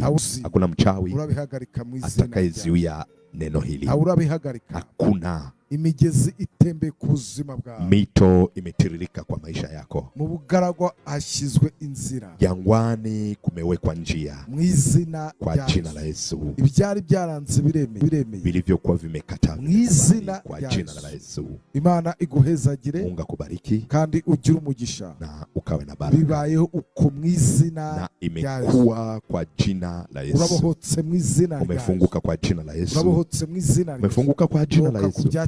Funguka kwa mambo ya kale. Funguka kwa ile ulivyofeli siku zilizopita. Funguka kwa ile aibu iliyopita. Siko bizaba. Sivyo ndivyo itakavyokuwa. Siko bizaba. Sivyo ndivyo itakavyokuwa. Na halitorudi kwa maisha yako. Kwa jina la Yesu. Kwa jina la Yesu. Amen. Amen. Umeze kudukurikirana. Endelea kutufuatilia. Ejo kwa gatanu. Kesho Ijumaa. Tuzaba turi kumwe mu makoraniro ya online altar. Tutakuwa pamoja kwenye huduma ya online altar. Saa sita z'ijoro hano muri Nairobi. Ni saa sita usiku. Mwami wacu Yesu Kristo. Neema, amani kutoka kwa Bwana wetu iwe nanyi katika jina la Yesu Kristo. Ikaze mu kiganiro Healing Jesus Campaign. Karibu katika kipindi cha Healing Jesus Campaign. Omwumva ni Apostle Paul Simon kuva mu ishengero Holy City of God Temple Kenya Nairobi. Mnayemsikia ni mtume Leopold Sabimana kutoka katika kanisa la Holy City of God Temple Kenya Nairobi. Mbere ko dutangira dufite ijambo ryo kwaturira hamwe. Kabla ya kuanza tuna neno la kukiri kwa pamoja. Kwatura amagambo agize indirimbo nshya. Ni kutangaza maneno anayounda wimbo mpya. Ni wewe ukwiriye kwenda igitabo no kumena ibimenyetso bigifatanije. Ni wewe unayestahili kuchukua kitabu hiki na kuvunja mihuri yake. Kuko watambwe ugacungurira Imana abo miryango yose no mu ndimi zose. Kwa kuwa ulitolewa ukakomboa watu wa Mungu wa kila kabila, kila taifa, no moko yose no mahanga yose ubacunguje amaraso yawe. Na nchi zote na lugha zote ukiwakomboa kwa damu yako. Ukabahindurira Imana yacu kuba abami n'abatambyi kandi bazima mu isi. Ukawafanya kuwa makuhani na wafalme wa Mungu wetu katika ulimwengu. Umunsi wa kane. Leo ni siku ya Alhamisi. Ni siku ya kufunguliwa. Aho dukurikirani hose, mahali popote tunapotufuatilia, kwa jina la Yesu, ibyari byakuboshye vilivyokufunga bikubitwe hasi iki gitondo mu izina rya Yesu, viangushwe chini asubuhi kwa jina la Yesu. Tuvuga ngo buri imbaraga zose zari zarakuboshye, twatamka nguvu zote zilizokufunga, buri mikorere yose ubupfumu n'uburozi, kazi zote za kichawi na kilogi ikubitwe hasi mu izina rya Yesu, zipigwe chini kwa jina la Yesu, bitsindwe mu izina, vishindwe kwa jina la Yesu. Yesaya 43, Isaya 43 murongo wa 18 na 19, 18 na 19, avuga ngo ibyakera ntimubyibuke kandi byashize mwe kubyitaho. Msiyakumbuke mambo ya kwanza wala msiyatafakari mambo ya zamani. Dore ngiye gukora ikintu gishya. Tazama nitatenda jambo neno jipya. Kigiye kwaduka ntimuzakimenya. Na sasa litakapokuja hamtalijua. Nzaharura inzira mu butayu, nitafanya njia jangwani, ntembeshe imigezi mu kidaturwa, na mito ya maji nyikani. So iyo tuvuga ngo umuntu araboshywe, tunaposema mtu amefungwa, umuntu ashobora kuboshwe nibihe arimo.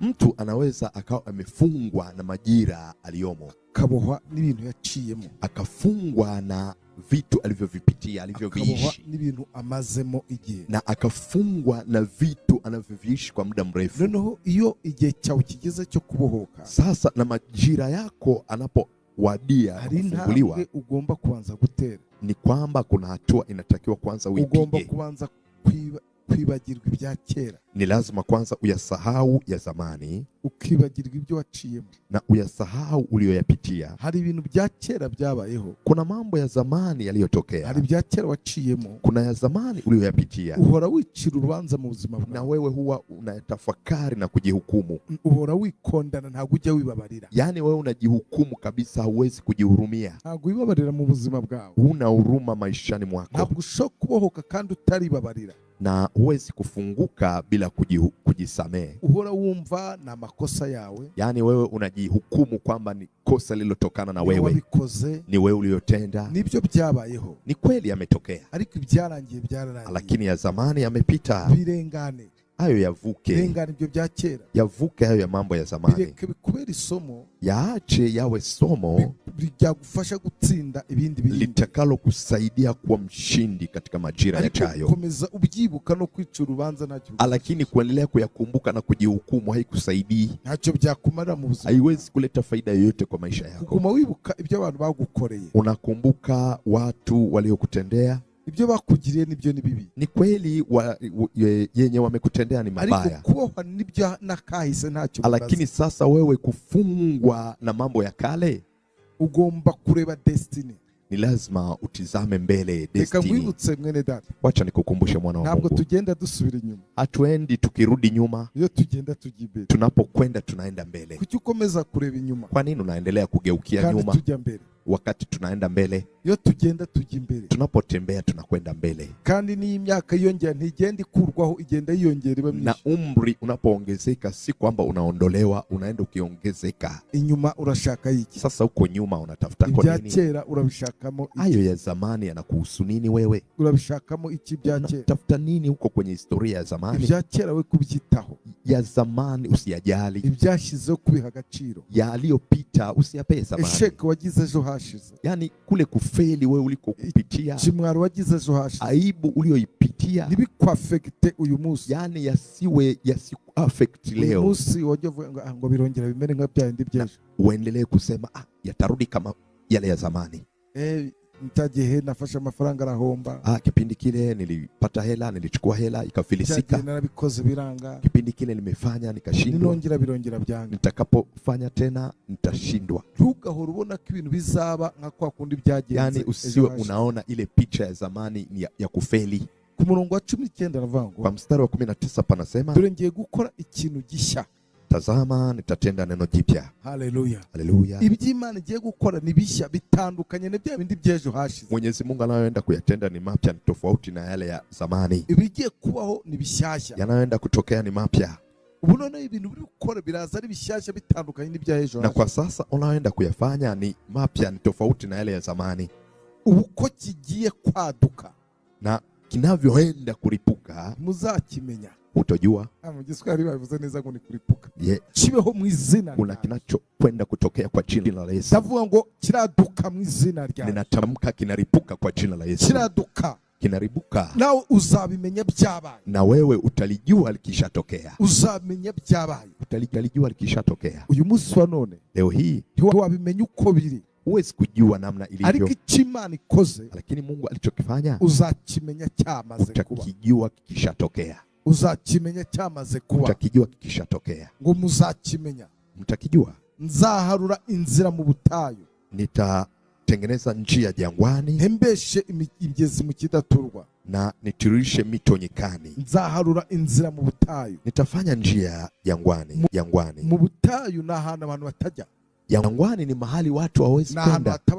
Ni kwanza hakuna maji, hakuna chakula, hari izuba ryinshi, kuna jua kali, hari umuyaga, kuna upepo. Na ahantu umuntu atakifuza kuba. Ni mahali huwezi kutamani kupaishi. Kivuga mu butayu. Kwa nini Mungu anasema jangwani? Hari igihe umuntu aba ari mu buzima bw'ubutayu. Unajua kuna mtu anaishi katika maisha ya jangwani. Ariko buzima warurimo. Lakini maisha hayo uliokuwa unayapitia, Imana yaciye inzira. Mungu amepeana njia. Imana iciye inzira. Amepeana njia. Muri ubwo buzima ubona ko butashoboka. Katika maisha hayo ulikuwa unaona hayawezekani. Muri ibyo bintu ubona ko bitashoboka. Katika majaribu hayo ulikuwa unaona huwezi kuvuka. Iraciwe mu izina. Njia imepewana. Habayeho inzira. Kumekuwa na njia. Mu izina rya jina la Yesu. Nzatembesha imigezi. Na nitatiririsha mito. Nzatembesha imigezi. Nitatiririsha mito. Mu kidaturwa. Nyikani.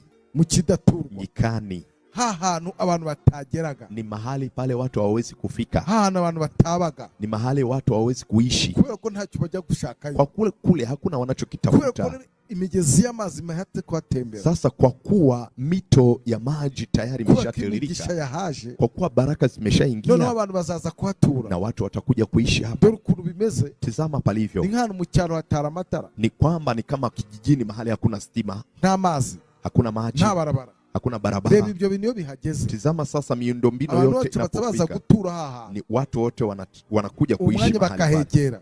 Muda huu wanapakaribia. Hatuza agaciro. Kumepata samani. Imani itembesheje amazi hatari amazi. Na Mungu anapotiririsha mito ya maji mahali kulikuwa na ukame, mahali hapo kunakuwa na samani. Inamaanisha nini? Hari ibintu warubuze byatuma gutagira agaciro. Kuna vitu wewe vimepungua kwako na inakuwa na sababu ya wewe usiwe na samani. Ntabwo societe itwubaha kuko ko turi abantu. Jamani, jamii haituheshimu kwa kuwa ni wanadamu sisi. Ntabwo societe twubaha kwa turi abantu. Jamii haiwezi kutukubali kwa kuwa sisi ni wanadamu. Yubaha responsibility tufite. Society inaheshimu majukumu ulionayo. Society inaheshimu majukumu ulionayo. So hari inshingano tugira, kuna majukumu tunayo zikaduhesha icyubahiro, na majukumu hayo yanatuheshimisha, zikaduhesha icyubahiro. Majukumu hayo yanatutambulisha. Udafite inshingano muri isi, mtu yote ana majukumu katika dunia hii hawezi kupata heshima, hawezi kupata heshima. Rero nasomye birambwa ngo Imana izibye abantu bakeneye. Na nilisoma Bible ikaniambia Mungu anajua mahitaji ya wanadamu. Imana inazibye abantu bakeneye. Mungu anajua tunachokihitaji. Imana inazibye abantu bakeneye. Mungu anajua tunachokihitaji. Irazi ikintu cyaribuka ku buzima bwawe. Yaani Mungu anajua kinachoweza kulipuka kwa maisha yako. Uwo mwanya abantu bagatangira kukuba. Na muda huo wanadamu wakaanza kukuheshimu. Abatagutelefona akagutelefona. Wale walikuwa hawajawahi kukupigia simu ndio wanatafuta na namba zako. Abatemeraga kuri mwene wao, walikuwa hawakukubali kama ndugu, bagatangira kwemera kuri mwene wao, wanaanza kukubali kama wewe ni ndugu. Bakaza kukuramutsa, wanakuja kukusalimia, bakaza kukuraba, wanakuja kukutembelea. Abataguhaga ijambo akaguha ijambo. Wale walikuwa kabisa wamekunyima neno wakaanza kukupa heshima. Abagucagaho nka bisi yuzuye, waliokuwa wanakupitia kama basi limejaa bagatangira kuguha agaciro, wanaanza sasa kukupea samani. So rero uyu munsi noneho herere hose, na leo hii mahali popote ulipo, ndatangaza ikintu gisha ku buzima bwa mizina. Ninatangaza neno jipya kwa maisha yako, kandi kigira cyaduke mu buzima bwawe, kinaenda kuripuka kwa maisha yako, kandi kiradutse mu izina rya Yesu, tena kimeripuka kwa jina la Yesu, kiradutse mu izina rya Yesu, kimeripuka kwa jina la Yesu, kandi abantu bose bazakimenya, na watu wote watajua mu izina rya Yesu, kwa jina la Yesu. Ntuvuge ngo hari karande ziwanyu, usiseme kuna laana za kifamilia, ntuvuge ngo hari mizimu na barozi, usiseme kuna mizimu na warogi, ntuvuge ngo hari ubupfumu, usiseme kuna uchawi. Icyo nta mbaraga zigihagarika mu izina rya Yesu, hicho kinachoripuka hakuna nguvu iwezacho kukizuia, hakuna roho iwezacho kukizuia. Ndio maana kinaripuka, kiza gitunguranye nka accident, yani kinakuja kama ajali, ku buryo n'umwanzi wawe, yani ni kama adui wako ntamenye igihe byabereye, hawezi kujua ni muda gani kimetokea, asigara abona byabaye, yani anabaki kwenye mshangao, jambo limetokea, anaona limetendeka. Iki nicyo kigiye kubaho ku buzima bwawe, na hili ndio linaloenda kutokea kwa maisha yako kwa jina la Yesu, na hiki ndio kimetokea kwa maisha yako. Hari ikintu gitunguranye ku buzima bwawe, kuna jambo la kushtusha, hari ikintu cyadutse ku buzima bwawe, kuna jambo limeibuka kwa maisha yako, tandukanye n'ibyo warumenyereye mu buzima bwawe, yani lilo tofauti na lile ulilozoea kwa maisha yako, n'ibyo warumenyereye kubona, lilo tofauti na lile ulilozoea kuliona, umenyereye guhura nabyo, lile tofauti na lile ulilozoea kukutana nalo kwa jina la Yesu, kandi abantu bose bazakibona, tena watu wote watakiona, kandi nawe uzahimbaza Imana, na wewe utamtukuza Mungu mu izina rya kwa jina la Yesu, mu izina kwa jina la Yesu. Imana mu ijuru guhezagire, Mungu wa mbinguni akubariki, Imana mu ijuru guumugisha, Mungu wa mbinguni akupe baraka mu buzima bwa mu izina rya, na liishi kwa maisha yako. Hakuna mlogi, hakuna mchawi urabihagarika mu izina, atakayezuia neno hili, hakuna mchawi urabihagarika mu izina, atakayezuia neno hili, hakuna imigezi itembe ku buzima bwawe, mito imetiririka kwa maisha yako, mu bugaragwa hashyizwe inzira, jangwani kumewekwa njia, mu izina kwa jina la Yesu. Ibyari byaranze biremeye, vilivyokuwa vimekataa mu izina kwa jina la Yesu. Imana iguhezagire, Mungu akubariki, kandi ugire umugisha, na ukawe na baraka, bibayeho uko mu izina, na imekuwa kwa jina la Yesu. Urabohotse mu izina, umefunguka kwa jina la Yesu, urabohotse mu izina, umefunguka kwa jina la Yesu. Mwami wacu Yesu Kristo, neema amani kutoka kwa Bwana wetu iwe nanyi katika jina la Yesu Kristo. Ikaze mu kiganiro Healing Jesus Campaign. Karibu katika kipindi cha Healing Jesus Campaign. Omwumva ni Apostle Paul Nsabimana kuva mu ishengero Holy City of God Temple, Kenya, Nairobi. Mnayemsikia ni mtume Paul Nsabimana kutoka katika kanisa la Holy City of God Temple, Kenya, Nairobi. Mbere ko dutangira dufite ijambo ryo kwaturira hamwe. Kabla ya kuanza tuna neno la kukiri kwa pamoja. Kwatura amagambo agize indirimbo nshya. Ni kutangaza maneno anayounda wimbo mpya.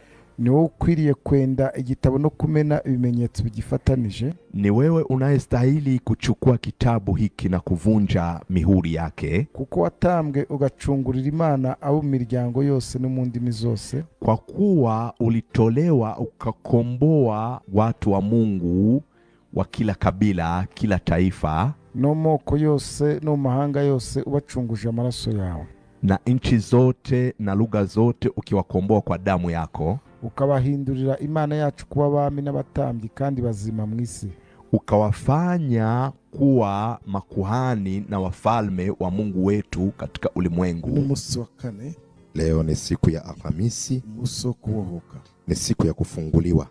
Aho dukurikirana hose, mahali popote tunapotufuatilia, kwa jina la Yesu, ibyari byakuboshye, vilivyokufunga bikubitwe hasi igitondo mu izina rya Yesu, viangushwe chini asubuhi kwa jina la Yesu. Tuvuga ngo buri mbaraga zose zari zarakuboshye, twatamka nguvu zote zilizokufunga, buri mikorere yose ubupfumu n'uburozi, kazi zote za kichawi na kilogi, ikubitwe hasi mu izina rya Yesu, zipigwe chini kwa jina la Yesu, bitsindwe mu izina, vishindwe kwa jina la Yesu.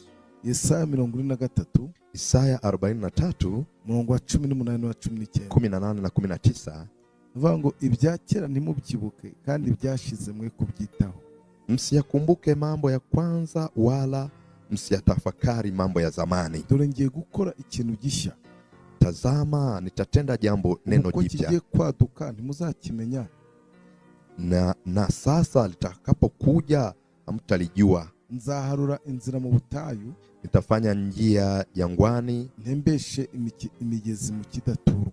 na mito ya maji nyikani. So iyo tuvuga ngo umuntu araboshwe, tunaposema mtu amefungwa, umuntu ashobora kuba aboshwe n'ibihe arimo. Mtu anaweza akawa amefungwa na majira aliyomo, akabohwa n'ibintu yaciyemo, akafungwa na vitu alivyovipitia, alivyoviishi, n'ibintu amazemo igihe, na akafungwa na vitu anavyoviishi kwa muda mrefu. Noneho iyo igihe cyawe kigeze cyo kubohoka, sasa na majira yako anapowadia kufunguliwa, ugomba kuanza gutera. Ni kwamba kuna hatua inatakiwa kwanza uipige. Ugomba kuanza kwibagirwa ibya kera. Ni lazima kwanza uyasahau ya zamani, ukibagirwa ibyo waciyemo, na uyasahau uliyoyapitia. Hari ibintu bya kera byabayeho, kuna mambo ya zamani yaliyotokea, hari bya kera waciyemo, kuna ya zamani uliyoyapitia. Uhora wicira urubanza mu buzima bwawe, na wewe huwa unatafakari na kujihukumu. Uhora wikondana, ntabwo ujya wibabarira. Yani wewe unajihukumu kabisa, huwezi kujihurumia. Ntabwo wibabarira mu buzima bwawe, huna huruma maishani mwako. Ntabwo ushobora kubohoka kandi utaribabarira, na huwezi kufunguka bila kujisamehe. Uhora wumva na makosa yawe, yani wewe unajihukumu kwamba ni kosa lililotokana na wewe, ni wewe uliyotenda. Nibyo byabayeho, ni kweli yametokea, ariko ibyarangiye byararangiye, lakini ya zamani yamepita. Birengane, hayo yavuke. Birengane ibyo bya kera, yavuke hayo ya mambo ya zamani. Bireke bikubera isomo, yaache yawe somo byagufasha gutsinda ibindi litakalo kusaidia kuwa mshindi katika majira yajayo. Komeza ubyibuka no kwica urubanza ntacyo, lakini kuendelea kuyakumbuka na kujihukumu haikusaidii. Ntacyo byakumara mu buzima, haiwezi kuleta faida yoyote kwa maisha yako. Kuguma wibuka ibyo abantu bagukoreye, unakumbuka watu waliokutendea, ibyo bakugiriye nibyo ni bibi. Ni kweli yenye wamekutendea ni mabaya, ariko kubohwa nibyo nakahise ntacyo. Lakini sasa wewe kufungwa na mambo ya kale, ugomba kureba destiny. Ni lazima utizame mbele destiny. Reka mwibutse mwene data, wacha nikukumbushe mwana wa Mungu, ntabwo tugenda dusubira inyuma, hatuendi tukirudi nyuma. Iyo tugenda tujimbere, tunapokwenda tunaenda mbele. Kuki ukomeza kureba inyuma? Kwa nini unaendelea kugeukia nyuma tujya mbele wakati tunaenda mbele? Iyo tugenda tujya imbere, tunapotembea tunakwenda mbele. Kandi ni imyaka yongera, ntigenda ikurwaho, igenda yiyongera iba myinshi. Na umri unapoongezeka, si kwamba unaondolewa, unaenda ukiongezeka. Inyuma urashaka iki? Sasa uko nyuma unatafuta kwa nini? Ibya kera urabishakamo iki? Hayo ya zamani yanakuhusu nini wewe? Urabishakamo iki bya kera? Unatafuta nini huko kwenye historia ya zamani? Ibya kera we kubyitaho. Ya zamani usiyajali. Ibyashizeho kubiha agaciro. Yaliyopita usiyapee zamani. Esheke wagize ejo hashize, yani kule kufeli wewe uliko kupitia, kimwaro wagize ejo hashize, aibu ulioipitia nibikuafekte uyu munsi, yani yasiku-affect leo. Uyu munsi wajya ngo birongera bimere nka bya bindi by'ejo, uendelee kusema yatarudi kama yale ya zamani. Ntagihe nafashe amafaranga arahomba, kipindi kile nilipata hela, nilichukua hela ikafilisika, narabikoze biranga, kipindi kile nimefanya nikashindwa, ninongera birongera byanga, nitakapofanya tena nitashindwa. Ntugahora ubona ko ibintu bizaba nka kwa kundi byagenze. Yani usiwe unaona ile picha ya zamani ya kufeli. Ku murongo wa 19 aravango, kwa mstari wa 19 panasema, turengeye gukora ikintu gishya, tazama nitatenda neno jipya. Haleluya, haleluya. Iby'Imana igiye gukora ni bishya, bitandukanye na bya bindi by'ejo hashize. Mwenyezi Mungu anayoenda kuyatenda ni mapya, ni tofauti na yale ya zamani. Ibigiye kubaho ni bishyashya, yanayoenda kutokea ni mapya. Ubu none ibintu biri gukora biraza ari bishyashya, bitandukanye n'ibya ejo. Na kwa sasa unayoenda kuyafanya ni mapya, ni tofauti na yale ya zamani. Uko kigiye kwaduka na kinavyoenda kuripuka, muzakimenya. Utojua. Mgiswahili bavuze neza ngo ni kuripuka. Yeah. Kibeho mu izina. Kuna kinachokwenda kutokea kwa jina la Yesu. Ndavuga ngo kiraduka mu izina rya. Ninatamka kinaripuka kwa jina la Yesu. Kiraduka. Kinaribuka. Nao uzabimenya byabaye. Na wewe utalijua likishatokea. Uzamenya byabaye. Utalijua likishatokea. Uyu munsi wa none, leo hii wabimenya uko biri. Huwezi kujua namna ilivyo. Ariko Imana ikoze, lakini Mungu alichokifanya uzakimenya cyamaze kuba. Utakijua kikishatokea. Uzakimenya cyamaze kuba. Utakijua kikishatokea. Ngo muzakimenya. Mtakijua. Nzaharura inzira mu butayu. Nitatengeneza njia jangwani. Hembeshe imigezi mu kidaturwa. Na nitirishe mito nyikani. Nzaharura inzira mu butayu. Nitafanya njia jangwani. Mu butayu na ahantu abantu batajya. Jangwani ni mahali watu hawezi kwenda. Na hataba amazi. Ni kwanza hakuna maji. Na hataba ibyo kurya. Hakuna chakula. Hari izuba ryinshi. Kuna jua kali. Hari umuyaga. Kuna upepo. Na ahantu umuntu atakifuza kuba. Ni mahali huwezi kutamani kupaishi. avuga mu butayu? Kwa nini Mungu anasema jangwani? Hari igihe umuntu aba ari mu buzima bw'ubutayu. Unajua kuna mtu anaishi katika maisha ya jangwani. Ariko buzima warurimo. Lakini maisha hayo ulikuwa unayapitia. Imana ihaciye inzira. Mungu amepeana njia. Imana iciye inzira. Amepeana njia. Muri ubwo buzima ubona ko butashoboka. Katika maisha hayo ulikuwa unaona hayawezekani. Muri ibyo bintu ubona ko bitashoboka. Katika majaribu hayo ulikuwa unaona huwezi kuvuka. Inzira iraciwe mu izina. Njia imepewana. Habayeho inzira. Kumekuwa na njia. Mu izina rya jina la Yesu. Nzatembesha imigezi. Na nitatiririsha mito. Nzatembesha imigezi. Nitatiririsha mito. Mu kidaturwa. Nyikani. Mu kidaturwa. Nyikani. Hantu abantu batageraga. Ni mahali pale watu hawawezi kufika. Hantu abantu batabaga. Ni mahali watu hawawezi kuishi. Kubera ko ntacyo bajya gushaka. Kwa kule hakuna wanachokitafuta. Imigezi y'amazi mahatse kuhatembera. Sasa kwa kuwa mito ya maji tayari imeshatiririka, kwa kuwa baraka zimeshaingia, none abantu bazaza kuhatura na watu watakuja kuishi hapa. Dore ukuntu bimeze. Tazama palivyo. Ni nk'ahantu mu cyaro hatara amatara. Ni kwamba ni kama kijijini mahali hakuna stima, nta mazi, hakuna maji, nta barabara, hakuna barabara. Reba ibyo bintu bihageze. Tazama sasa miundombinu yote inapofika, ni watu wote wanakuja kuishi mahali. Muda huu wanapakaribia. Kumepata thamani. Imani itembesheje amazi hatari amazi. Na Mungu anapotiririsha mito ya maji mahali kulikuwa na ukame, mahali hapo kunakuwa na thamani. Inamaanisha nini? Hari ibintu warubuze byatuma gutagira agaciro. Kuna vitu wewe vimepungua kwako na inakuwa na sababu ya wewe usiwe na thamani. Ntabwo societe itwubaha kuba ko turi abantu. Jamani, jamii haituheshimu kwa kuwa ni wanadamu sisi. Ntabwo societe twubaha kwa turi abantu. Jamii haiwezi kutukubali kwa kuwa sisi ni wanadamu. Yubaha responsibility tufite. Society inaheshimu majukumu ulionayo. Society inaheshimu majukumu ulionayo. So hari inshingano tugira. Kuna majukumu tunayo zikaduhesha icyubahiro. Na majukumu hayo yanatuheshimisha. Zikaduhesha icyubahiro. Majukumu hayo yanatutambulisha. Na mtu yote ana majukumu katika dunia hii. Hawezi kupata heshima. Hawezi kupata heshima. Rero nasomye birambwa ngo Imana izibye abantu bakeneye. Na nilisoma Bible ikaniambia Mungu anajua mahitaji ya wanadamu. Imana inazibye abantu bakeneye. Mungu anajua tunacho wanadamu. Imana inazibye abantu bakeneye. Mungu anajua tunachokihitaji. Irazi ikintu cyaripuka ku buzima bwawe. Yaani Mungu anajua kinachoweza kuripuka kwa maisha yako. Uwo mwanya abantu bagatangira kukuba. Na muda huo wanadamu wakaanza kukuheshimu. Abatagutelefona akagutelefona. Wale walikuwa hawajawahi kukupigia simu ndio wanatafuta na namba zako. Abatemeraga kuri mwene wabo. Walikuwa hawakukubali kama ndugu. Bagatangira kwemera kuri mwene wabo. Wanaanza kukubali kama wewe ni ndugu. Bakaza kukuramutsa. Wanakuja kukusalimia. Bakaza kukuraba. Wanakuja kukutembelea. Abataguhaga ijambo bakaguha ijambo. Wale walikuwa kabisa wamekunyima neno wakaanza kukupa heshima. Abagucagaho nka bisi yuzuye. Waliokuwa wanakupitia kama basi limejaa. Bagatangira kuguha agaciro. Wanaanza sasa kukupea thamani. So rero uyu munsi noneho herere hose. Na leo hii mahali popote ulipo, ndatangaza ikintu gisha ku buzima bwa mizina. Tangaza neno jipya kwa maisha yako. Kandi kigira cyaduke mu buzima bwawe. Na kinaenda kuripuka kwa maisha yako. Kandi kiradutse mu izina rya Yesu. Tena kimeripuka kwa jina la Yesu. Kiradutse mu izina rya Yesu. Kimeripuka kwa jina la Yesu. Kandi abantu bose bazakimenya. Na watu wote watajua mu izina rya Yesu. Kwa jina la Yesu. Ntuvuge ngo hari karande ziwanyu. Usiseme kuna laana za kifamilia. Ntuvuge ngo hari mizimu n'abarozi. Usiseme kuna mizimu na warogi. Ntuvuge ngo hari ubupfumu. Usiseme kuna uchawi. Ico nta mbaraga zigihagarika mu izina rya Yesu. Hicho kinachoripuka hakuna nguvu iwezacho kukizuia. Hakuna roho iwezacho kukizuia. Ndio maana kinaripuka. Kiza gitunguranye nka accident. Yani kinakuja kama ajali.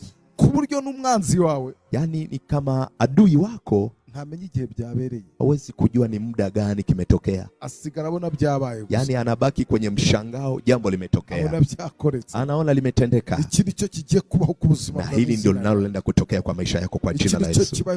Na hiki ndio kimetokea kwa maisha yako. Gitunguranye ku buzima bwawe. Kuna jambo la kushtusha. Hari ikintu cyadutse ku buzima bwawe. Kuna jambo limeibuka kwa maisha yako. Tandukanye n'ibyo warumenyere mu buzima bwawe. Yani lilo tofauti na lile ulilozoea kwa maisha yako. Tandukanye n'ibyo warumenyere kubona. Lilo tofauti na lile ulilozoea kuliona. Menyere guhura nabyo. Lile tofauti na lile ulilozoea kukutana nalo kwa jina la Yesu. Kandi abantu bose bazakibona. Tena watu wote watakiona. Kandi nawe uzahimbaza Imana. Na wewe utamtukuza Mungu. Mu izina rya Yesu. Kwa jina la Yesu. Mu izina rya Kwa jina la Yesu. Imana mu ijuru guhezagira. Mungu wa mbinguni akubariki. Imana mu ijuru guumugisha. Mungu wa mbinguni akupe baraka. Mu buzima bwa mu izina rya. Na liishi kwa maisha yako.